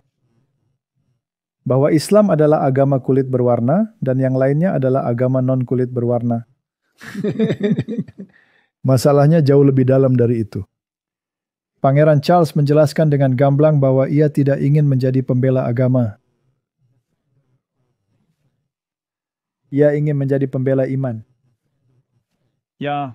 Sekarang ia menjamakkannya dan mengatakan berbagai iman. Nah, itu adalah hal yang sama. Iman pada apa? Telah diketahui bahwa Pangeran Charles ketika ia masih menjadi Pangeran Charles berkeliling bahkan dengan mengenakan pakaian imam Muslim, mengidentifikasikan diri dengan iman Islam dan dengan agama-agama lain Dan hal itu tidak ada hubungannya dengan dirinya yang sedang bermain kartu remi. Hal ini berkaitan dengan akar masoniknya karena seluruh keluarga kerajaan memiliki latar belakang dalam Masonry. Ya. Dan Masonry mengajarkan bahwa semua agama mengarah pada sumber yang sama. Dan oleh karena itu, ini adalah pengaturan ekumenis. Dan tentu saja hal itu akan menempatkan Yesus pada tingkat yang sama dengan para pendiri agama-agama lain. Mereka menurunkan derajatnya dari yang ilahi, Allah pencipta, menjadi hanya seorang nabi. Tepat sekali. Dan iblis akan sangat senang dengan hal itu. Tetapi Yesus Kristus adalah Allah karena Alkitab mengatakan bahwa pada mulanya adalah firman, dan firman itu bersama-sama dengan Allah, dan firman itu adalah Allah. Ia datang kepada umatnya, tetapi umatnya tidak menerimanya. Sungguh menyedihkan keadaan yang kita alami di sana. Thomas tersungkur di depan kakinya, dan ia berkata, Tuhanku dan Allahku. Melalui dia segala sesuatu diciptakan, dan tanpa dia tidak ada sesuatu pun yang telah jadi dari segala sesuatu. Ada perbedaan yang sangat besar di sana. Jadi ketika Anda memainkan permainan ini, maka Anda hanya menunjukkan akar esoterik Anda. Dan itu kembali pada apa yang Anda mulai. Benar, karena Masonry pada intinya adalah penyembahan kepada Lucifer. Ini adalah dewa yang lain. Dan terkait permasalahan film The Chosen, kita tahu bahwa banyak penasihat yang ada di sekitar mereka adalah orang-orang Mormon dan Yesuit. Ya. Jika mereka adalah para penasihat, lalu apa yang Anda lakukan dengan pernyataan seperti melalui karunia dosa? Manusia dapat memiliki sukacita. Itu adalah milik Joseph Smith. Atau bahwa iblis mengatakan kebenaran tentang kealahan, dan dia tidak akan membiarkan Hawa melewatkan makan buah terlarang untuk apapun. Itu memuliakan Lucifer, bukan memuliakan Yesus Kristus. Jika Anda tidak memahami makna yang lebih dalam tersebut, maka Anda tidak akan melihat tipuannya. Dan Rumi adalah ksatria Malta.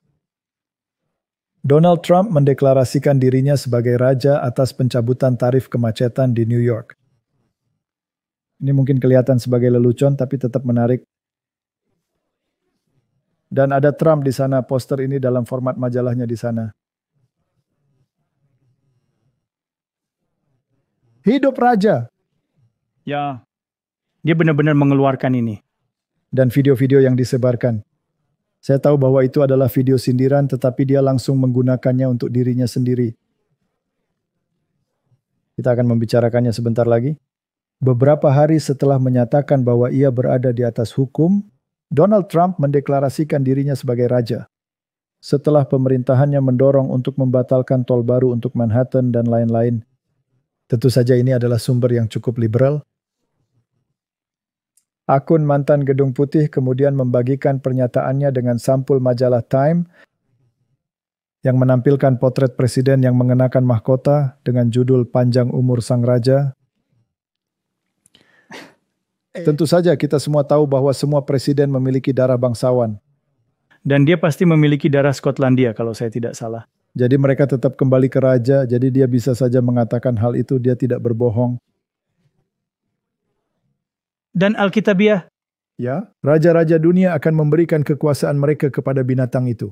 Dan kemudian dikatakan juga bahwa Trump menyatakan bahwa ia berada di atas hukum karena ia mengutip pernyataan Napoleon yang mengatakan bahwa orang yang menyelamatkan negaranya tidak melanggar hukum apapun. Maka pada dasarnya Anda berada di atas hukum. Jadi dia tampaknya mengutip Napoleon Bonaparte melalui Rod Steiger pada Sabtu sore. Setelah serangan kilat tindakan eksekutif dan ancamannya terhadap lembaga-lembaga federal di bawah Elon Musk ditantang di pengadilan di seluruh negeri, meningkatkan kekhawatiran bahwa pemerintahannya sedang bersiap untuk menghancurkan perintah pengadilan dan menyulut krisis konstitusional. Dia yang menyelamatkan negaranya tidak melanggar hukum apapun, Presiden menulis di Truth Social dan X. Jadi dia mengutip Napoleon. Apakah Napoleon salah satu dari mereka yang menentang nubuatan Daniel dan mengatakan bahwa dia akan menyatukan Eropa? Ya. Dan Hitler, bukankah dia melakukan hal yang sama? Persis sama. Kita masuk ke wilayah Führerprinzip yang sebenarnya. Menarik, bukan? Ditambahkan kritikus konservatif Trump, Bill Kristol, yang merujuk pada otoritas eksekutif di bawah Nazi Jerman, yang memberikan kata Führer di atas segalanya. Nah, Martin akan berbicara seperti naga. Tapi belum berbicara seperti naga, ditulis kebebasan berbicara. Namun dari apa yang saya lihat, kebebasan berbicara itu tunduk pada kebaikan bersama. Tentu saja, dan tunduk pada apa yang mereka ingin Anda katakan. Baiklah. Nah, Martin, mengapa Marco Rubio, sekretaris negara, menggambarkan dirinya dengan tanda rabu-abu? Apakah itu ada hubungannya dengan menghormati binatang pertama? Sayangnya, Protestanisme. Tentu saja tidak, bukan? tentu saja tidak. Dan ini luar biasa. Anda berbicara tentang sebuah negara yang konon katanya adalah negara Protestan. Ya? Dan tidak ada yang lain kecuali Protestan. Semuanya menghormati binatang pertama. Mereka melakukan apa yang Alkitab katakan. Saya ingin menampilkan truth social di layar. Sebelumnya hari ini Presiden Trump membebaskan semua sandera. Sekarang tidak nanti. Segera kembalikan semua mayat orang-orang yang kau bunuh atau tamatlah riwayatmu. Hanya orang yang sakit dan bengkok yang menyimpan mayat dan Anda sakit dan gila. Saya mengirimkan Israel segala sesuatu yang dibutuhkannya untuk menyelesaikan pekerjaannya. Tidak ada satupun anggota Hamas yang akan aman jika Anda tidak melakukan apa yang saya katakan. Saya baru saja bertemu dengan mantan sandera Anda. Oh ya, saya juga bertemu mereka di Washington DC. Kisah-kisahnya sangat mengerikan. Yang kehidupannya engkau hancurkan. Ini adalah peringatan terakhir untuk pimpinan. Sekarang waktunya untuk meninggalkan Gaza selagi masih ada kesempatan. Kepada masyarakat Gaza, masa depan yang indah menanti, tapi tidak jika Anda menyandera. Jika Anda melakukannya, Anda akan mati. Buatlah keputusan yang cerdas. Bebaskan para sandera sekarang atau akan ada neraka yang harus dibayar nanti. Wow, saya rasa sudah cukup jelas dan tidak ambigu. Dan saya rasa kita berdua cukup mengenal Presiden Trump. Dia bersungguh-sungguh. Apa yang akan terjadi? Ya, mudah-mudahan mereka akan melakukan apa yang baru saja dia katakan. Berapa lama kita telah menunggu di negara ini untuk memiliki jenis kepemimpinan dengan kejelasan seperti itu. Orang-orang tidak menyadari bahwa presiden bertemu dengan orang-orang ini. Dia mendengar cerita mereka. Dia marah, dan memang seharusnya begitu. Dia bosan menonton videonya setiap akhir pekan. Di mana para sandera yang kurus kering dibebaskan dan mayat-mayatnya diserahkan. Terkadang mayatnya salah. Dan 5 di sini, dan 3 di sana, dan permainan yang sedang dimainkan, dan dia kehilangan kesabaran dengan itu. Dia sudah sangat jelas tentang hal ini. Dia menciptakan ruang dan waktu untuk menyelesaikannya. Dan sekarang saatnya untuk melihatnya berakhir. Sudah cukup dengan ini. Orang-orang ini sudah berada di penawanan selama lebih dari 1,5 tahun. Mereka adalah monster. Ini harus dihentikan, dan saya berharap ada lebih banyak tekanan internasional yang sejalan dengan hal ini. Saya senang dia mengeluarkan pernyataan tersebut. Menurut saya, ketika dia mengatakan hal-hal ini, dia bukan tidak bersungguh-sungguh seperti yang diketahui orang-orang di seluruh dunia. Jika dia mengatakan akan melakukan sesuatu, dia akan melakukannya. Jadi mereka sebaiknya menganggapnya serius. Martin, negara mana di dunia yang merupakan negara terkuat di dunia? Pada tahap ini, Amerika Serikat. Apakah Anda juga tertipu? Ya. Nah, Martin dengan tanda di dahinya. Bukankah dia mengatakan bahwa Vatikan adalah negara yang paling kuat di dunia? Mereka hanya bagian eksekutif.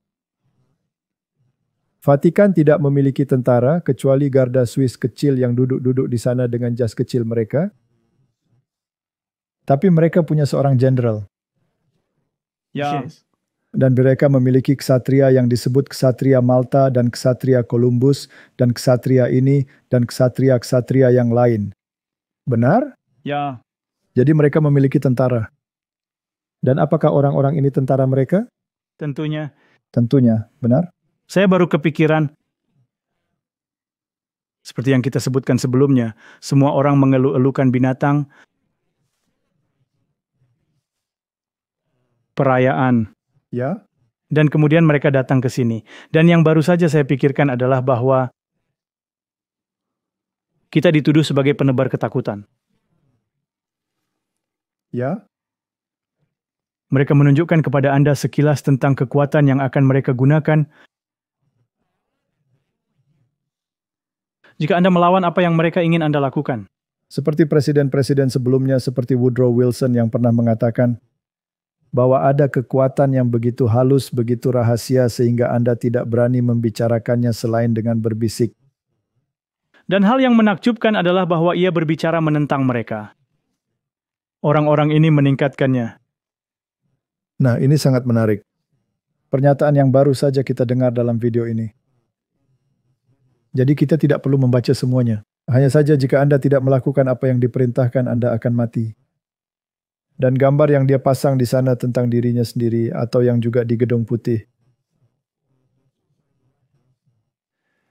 Apa yang diindikasikan oleh hal tersebut? Apakah ini berarti resolusi? Kamu akan melakukan apa yang aku katakan. Aku punya kekuatan. Ini adalah foto mugshotnya saat dia harus pergi ke penjara. Oh, bukan ke penjara tetapi ke kantor polisi. Ya? Dan dia menggunakannya karena wajahnya mengatakannya kepada Anda.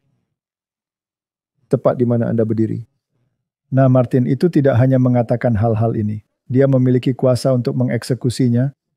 Ya. Suatu hari dia berkata kepada Rusia, jika Anda tidak mulai bermain bola, Anda akan mulai mendapatkan sanksi yang tidak dapat Anda percaya. Dia menggunakan kekuatan itu.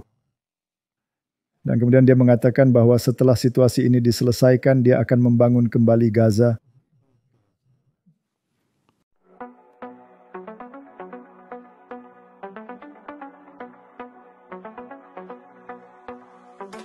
Donald akan membebaskan Anda, membawa cahaya untuk dilihat oleh semua orang. Tidak ada lagi terowongan. Tidak ada lagi rasa takut. Gaza akhirnya tiba juga. Trump Gaza bersinar. Emas dan masa depan yang cerah. Pesta dan tarian. Selesai deal. Trump Gaza nomor 1.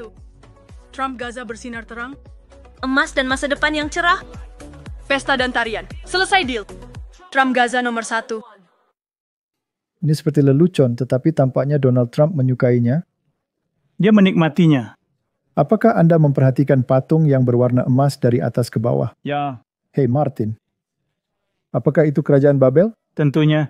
Dan balon-balon bergambar wajahnya dengan emas. Semuanya emas. Kartu emas, kubah emas, zaman keemasan, dan seorang raja.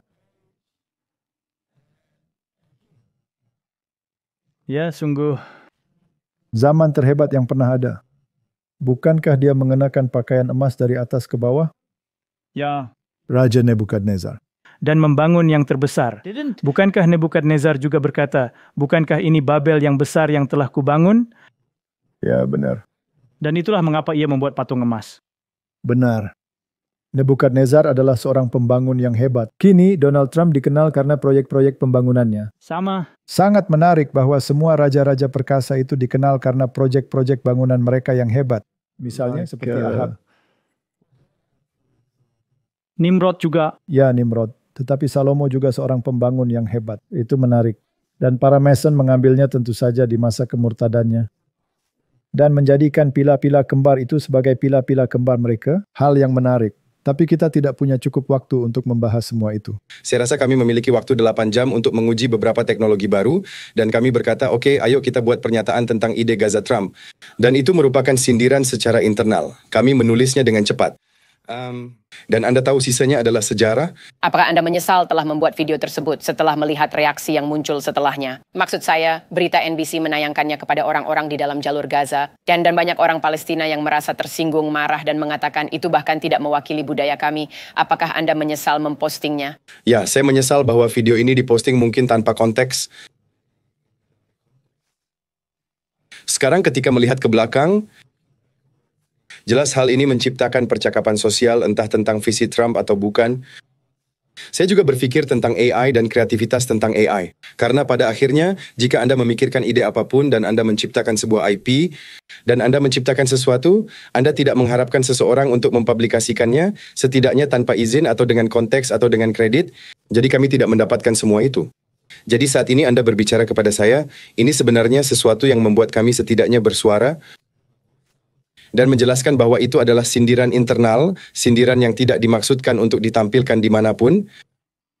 Martin, jika itu adalah sebuah sindiran, lalu mengapa tidak dimaksudkan untuk ditayangkan dimanapun? Itu tidak masuk akal. Beberapa hal yang dia katakan tidak masuk akal. Menurut saya ada banyak propaganda dalam hal ini. Propaganda atau bukan, Trump ditampilkan. Yang penting ditampilkan. Karena itulah yang dia rasakan. Tentu saja. Ya. Israel News mengatakan bahwa rencana Gaza Trump adalah tugas terakhir sebelum Mesias. Menurut Anda, apakah itu menarik? Ya, saya sudah membaca artikel ini. Jadi Rabbi Fish, seorang rabi mistik yang dihormati. Ya. Martin, apakah kita melihat banyak hal mistis di sini? Itulah mengapa saya benar-benar kembali dengan apa yang Anda mulai. dan mengatakan bahwa hal yang esoterik dan kekristenan berbaur karena Anda melihatnya di mana-mana. Nah, Yudaisme dalam banyak bentuknya di sini sebenarnya sama sekali bukan ortodoks. Ini kabalistik. Ya. Dan Kabalah membawa kita kembali ke misteri esoterik. Jadi semuanya saling terkait dengan masonry. Dan apa yang diramalkan oleh Alice A. Bailey bahwa pertemuan universal yang luar biasa ini akan terjadi. Tepat seperti inilah yang kita lihat. Nah, Rabi mistik dari Yerusalem yang memiliki blok Taurat ini memuji rencana Trump dan meramalkan bahwa keberhasilannya tidak dapat dihindari. Sangat menarik, bukan? Ini seperti sebuah zaman baru. Semua orang berfokus pada Gaza, tetapi itu hanya satu bagian dari agenda akhir zaman yang melibatkan orang-orang Yahudi yang tinggal di perbatasan Israel yang telah dinubuatkan. Martin, itu adalah agenda Jesuit. Ya. Ini adalah agenda Jesuit. Dan hal ini menjadi kenyataan melalui uang Rothschild dan diimplementasikan oleh Ordo Masonik. Itu seluruh negara. Ya. Jadi Taurat secara eksplisit memasukkan Gaza. Apa yang dilakukan Trump adalah membersihkan Gaza dari semua pembenci Israel. Pembenci tidak dapat berada di Israel setelah Mesias datang. Apakah ada konotasi religius dalam hal ini? Selalu ada. Itulah mengapa saya mengatakan bahwa ini adalah zaman baru dan agama setiap saat sampai ke puncak. Sekarang bawa pikiran Anda kembali ke masa jabatan sebelumnya. Bukankah mereka mencetak kepalanya di tiang seperempat? Bersama dengan Koresh? Ya, bersama dengan Koresh Agung. Jadi dia adalah sang penyelamat, bukan? Jadi panggung sudah hampir siap untuk Mesias. Martin, ini adalah kejadian religius yang sangat diatur. Keseluruhan masalahnya adalah pengambil alihan kekuasaan agama. Yang mana yang mereka sebarkan? Binatang, Katolik Roma. Katolik Roma. Mesias membutuhkan seseorang untuk mengurus hal ini. Oh, dia begitu tak berdaya ya, kita harus benar-benar membantunya. Begitu katanya dalam pidato Kongres. Ya, dan dialah orangnya. Donald Trump adalah orangnya. Itu yang mereka katakan. Trump hanya menjalankan tugas-tugas terakhir yang diperlukan sebelum Mesias dinyatakan, kata Rabbi Fish.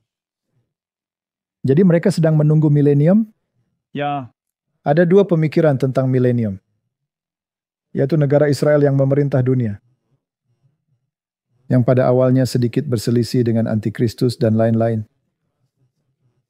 Dalam teologi tersebut yang tentu saja tidak alkitabiah. Dan kemudian Anda memiliki konsep Kristen tentang gereja yang berkuasa selama-lamanya. Itulah amilenialisme yang merupakan pandangan resmi Katolik Roma. Dan itulah yang dapat Anda lihat sedang didorong di sini. Semua ini, masa keemasan yang 100% sedang didorong. Dan kemudian mereka ingin membangun bait suci. Itu penghujatan yang paling besar karena meniadakan pengorbanan di kayu salib. Benar? Mereka menunggu kedatangan Sang Mesias. Jadi Yesus bukanlah Mesias. Itu dia. Dan yang mereka tunggu-tunggu adalah seorang pembebas nasional dan bukan pembebas dari dosa. Jadi mereka membutuhkan sapi betina merah. Sekarang saya ingin beralih ke gambaran jangka panjang tentang apa yang sedang terjadi di Israel. Dan apa yang dikatakan oleh beberapa orang sebagai tanda-tanda akhir zaman. Di sini beberapa tahun yang lalu kedatangan 5 ekor sapi merah di Israel menarik perhatian dunia. Saat ini sapi-sapi itu berada di Shiloh kuno. Chris Mitchell dari CBN menjelaskan arti penting peristiwa bersejarah ini. Tradisi Yahudi menyatakan bahwa abu lembu merah diperlukan untuk membangun kembali bait suci ketiga. Beberapa orang Kristen percaya bahwa bait suci ketiga akan membuka jalan menuju akhir zaman. Ya, bahkan Hamas dilaporkan menyalahkan sapi-sapi betina merah itu atas invasi mereka pada 7 Oktober. Karena Masjid Al-Aqsa akan berada dalam bahaya jika sapi-sapi betina itu digunakan untuk membangun bait suci ketiga. Binatang-binatang ini juga disebutkan dalam kitab Bilangan pasal 19.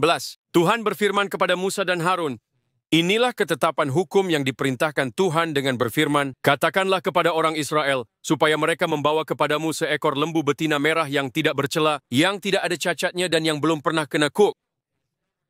Dan haruslah kamu memberikannya kepada Imam Eleazar, maka lembu itu harus dibawa keluar tempat perkemahan, lalu disembelih di depan imam. Untuk dapat dipilih, kualifikasi ini harus dipenuhi. Sapi dewasa dengan bulu berwarna coklat kemerahan, tidak ada bulu dengan warna lain, tidak ada cacat, dan tidak pernah digunakan untuk tujuan lain. Ini adalah 5 ekor sapi merah di Shiloh. Ya, 2 telah didiskualifikasi, tetap hanya perlu 1 sapi untuk memenuhi syarat mengikuti upacara pemurnian di Bait Suci. Larry Schwager, seorang petani dari Indiana Utara, merawat mereka. Sangat menyenangkan bisa terlibat dalam sesuatu yang saya lihat Tuhan kerjakan di balik layar. Ya, dia mengatakan bahwa apa yang dia alami sejak tiba di sini sangat luar biasa. Saya telah berdiri di sini di Shiloh. Setiap benua, negara-negara yang belum pernah saya dengar sebelumnya, ada di sini untuk melihat sapi-sapi merah. Ada sesuatu yang terjadi di Shiloh. Dan Barnes percaya bahwa hal ini sangat signifikan secara alkitabiah. Gagasan menjadi kenyataan. Dengan kata lain, gagasan tentang sapi betina merah telah ada dalam pemahaman orang Yahudi selama lebih dari beberapa ribu tahun. Tetapi di sini, di Shiloh, seperti yang tertulis di Kejadian 49, ada sesuatu yang terjadi di sini yang menarik bangsa-bangsa, yaitu sapi-sapi betina yang berwarna merah. Ini adalah tempat di mana Hana berdoa untuk mendapatkan anak. Tempat Samuel melayani Tuhan dan Yosua membagi-bagikan tanah kepada 12 suku. Tempat di mana banyak kisah dalam Alkitab terjadi. Hari ini kita juga memiliki sapi betina merah yang merupakan sesuatu yang baru. Anggaran untuk pusat pengunjung ini terhenti karena perang. Jadi kami mengundang siapapun yang ingin menjadi bagian dari kami untuk membantu hal yang sangat penting dari sapi-sapi merah ini. Shiloh memiliki banyak sekali makna. Kota ini merupakan ibu kota rohani Israel selama 369 tahun. Selama kunjungan kami, Guru Alkitab Dr. Todd Fink membawa kelompoknya untuk melihat sapi-sapi merah. Ini sangat besar. Dan seorang wanita yang memberi kami tur mengatakan bahwa salah satu alasan mengapa Hamas menyerbu adalah karena sapi-sapi merah ini. Dan menurut nubuatan, sapi-sapi betina merah ini sangat penting dari masa sejarah Israel. Mereka mengatakan bahwa hanya 9 orang yang telah dibunuh demi abu ini. Dan agar semua ini ada di sini di Shiloh, dan agar hal ini sesuai dengan apa yang tampak sebagai nubuatan di Cakrawala. Kita hidup di masa-masa yang monumental, masa-masa yang sulit dipercaya. Martin, sapi betina merah itu tentu saja adalah tipe Kristus. Tanpa celah. Dan dia tidak bercacat dan merah, warna pengorbanan darahnya. Dan dia dikorbankan di luar gerbang, tempat Yesus dikorbankan. Dan kemudian bait suci, yaitu bait suci rohani yang dibangun di dalam Kristus dapat didirikan. Mereka benar-benar melewatkan simbolisme. Dan kembali ke lambangnya, padahal penggenapannya sudah datang. Ya, menarik sekali bahwa banyak orang dari berbagai penjuru dunia, bahkan negara yang belum pernah mereka dengar, datang berkunjung ke sini. Jadi ini bukan sesuatu yang kecil. Ada banyak orang yang benar-benar menaruh kepercayaan pada hal ini. Nah Martin, ini sangat penting. Mari kita kembali ke sini. Dalam agama Katolik yang sejati, tidak ada yang dapat diselamatkan jika Anda tidak tunduk pada Uskup Roma. Pra-Vatikan II. Tidak ada yang namanya saudara-saudara yang terpisah. Ya. Benar? Right. Keputusan Konsili Trente adalah keputusan yang menjadi doktrin Gereja Katolik Roma.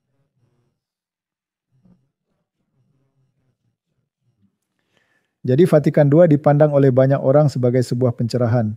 Namun tentu saja tidak ada satupun doktrin yang berubah, itu adalah tipu muslihat, itu adalah sebuah kebohongan. Jadi di belakangnya ada Karl Rahner dan tentu saja Benediktus yang adalah Ratzinger sebelum menjadi Benediktus. Mereka adalah para penggerak dan pengguncang bersama dengan para Yesuit yang mengorganisirnya. Dan mereka menyebut semua agama lain dan orang-orang Kristen Protestan sebagai saudara-saudara yang terpisah. Jadi tidak lagi terkutuk dalam penghukuman kekal. Sebelum itu mereka semua tunduk kepada Roma. Sekarang mereka telah berpisah. Melalui Vatikan II, mereka dapat kembali ke Roma dan tunduk kepada Roma. Jadi dalam piagam ekumenis Anda menandatangani bahwa Anda menerima Paus sebagai pemimpin, maka Anda tidak lagi menjadi individu yang terpisah. Dan Roma mengatakan bahwa dia tidak akan menderita kehilangan anak. Anak-anaknya akan kembali kepadanya, dan mereka kembali. Jadi bagian dari nubuatan tersebut telah digenapi. Jadi Martin, jika semua anak sudah kembali, dan semua agama lain mengakui sistem kepausan sebagai pemimpin, tidak dapatkah Anda beralih kembali ke masa sebelum Pra-Vatikan II? Ya. Di mana agama Katolik adalah satu-satunya agama di mana Anda menerima keselamatan dengan mengakuinya. Dan mereka memiliki berbagai cara untuk mengimplementasikannya dan mengajak semua orang kembali ke sana. Nah, jadi agama seperti apa yang digambarkan oleh hierarki pemerintahan Trump? Seperti yang telah kita katakan sebelumnya, Pasca Vatikan II atau Pra-Vatikan II. Pra-Vatikan II. Nah, Paus Fransiskus ia mengucilkan Uskup Vigano.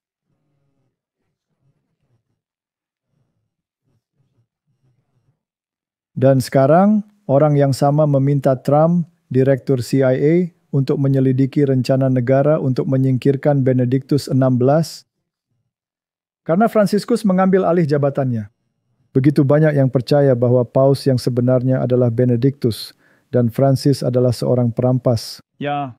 Nah, Paus Fransiskus sedang dalam perjalanan keluar. Akankah gereja yang sejati menunjukkan warnanya kembali?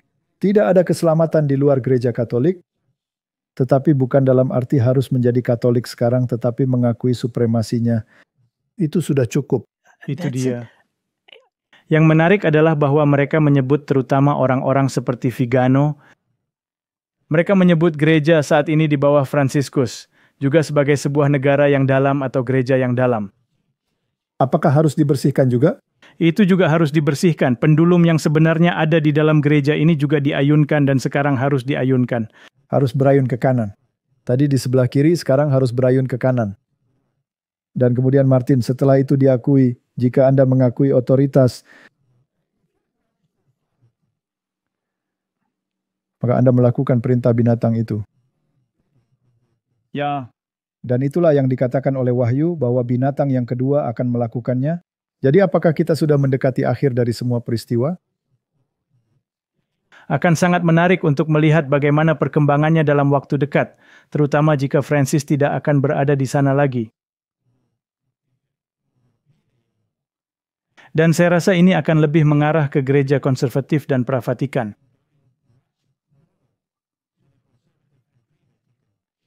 Tentu saja karena Roma tidak pernah membatalkan Konsili Trente. Namun mereka tidak perlu memainkan kartu Konsili Trente lagi, karena kaum Protestan telah menyerah. Mereka sudah membuat pernyataan bersama. Dan banyak argumen yang muncul adalah tradisi. Maksud saya seluruh Amerika kini makan burger ikan, jadi tidak perlu diperdebatkan lagi. Orang-orang tidak tahu bahwa mereka tiba-tiba kembali ke posisi Konsili Trente. Jadi negara dalam di dalam Katolik,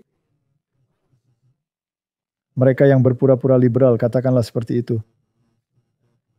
Akankah mereka memberi jalan kepada gelombang yang lebih konservatif? Dan orang-orang bahkan tidak akan tahu bahwa kuasa telah diberikan kepada binatang itu lagi. Dan mungkin dengan kata-kata yang sama yang Trump sampaikan kepada Gaza dan Hamas, ia akan menyampaikan kepada mereka yang melawan apa yang diinginkan binatang ini. Jadi di bagian terakhir ini, ia sebenarnya mengatakan bahwa seluruh kelas penguasa gereja Katolik Roma pada dasarnya tunduk pada elit globalis. Sebenarnya yang terjadi adalah sebaliknya. Ini hanya dibuat untuk tampil seperti ini. Itu yang saya maksud. Jadi Fali mengajukan pertanyaan, tak perlu diragukan lagi, kegiatan-kegiatan ini tidak ada yang berbau Katolik. Ia membuat pernyataan, dan kerasulan, khotbah, pengajaran agama, pemeliharaan jiwa-jiwa, dan perayaan sakramen-sakramen bukanlah hal yang paling penting bagi para pedagang bait suci ini. Dan itu tidak berbicara tentang orang-orang di dalam gereja Katolik, para pemimpinnya. Jadi mereka menginginkan pembersihan gereja juga.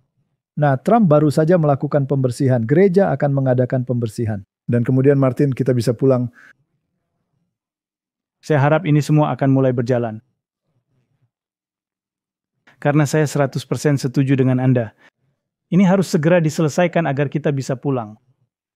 Jadi dengan kata lain, Wahyu memiliki probabilitas. Dan jika Anda ingin bersikap skeptis, kemungkinannya akan tergenapi di depan mata kita. Jadi Martin, apakah itu tulisan di dinding? Ya. Bisa Anda baca? Ya, jika Anda punya nabi. Mari kita pikirkan hal itu. Bapa kami di surga, jika ini adalah tulisan di dinding, kami ingin dapat membacanya. Karena itu berarti harus ada persiapan hati untuk bertemu dengan Dia yang tidak mungkin berkenan tanpa iman, dan perbuatan tidak masuk dalam persamaan ini. Maka saya berdoa, Tuhan, agar Engkau membuka mata banyak orang dan mereka akan keluar daripadanya. Umat-Mu keluar darinya supaya tidak tertimpa malapetaka-malapetakanya. Ini adalah doa saya. Dalam nama Yesus, amin. Diproduksi oleh Clash of Minds. Menampilkan pembicara, Walter Faith dan Martin Smith. Ucapan terima kasih yang tulus untuk dorongan semangat, doa-doa, dan sumbangan finansial melimpah. Untuk detail kontak,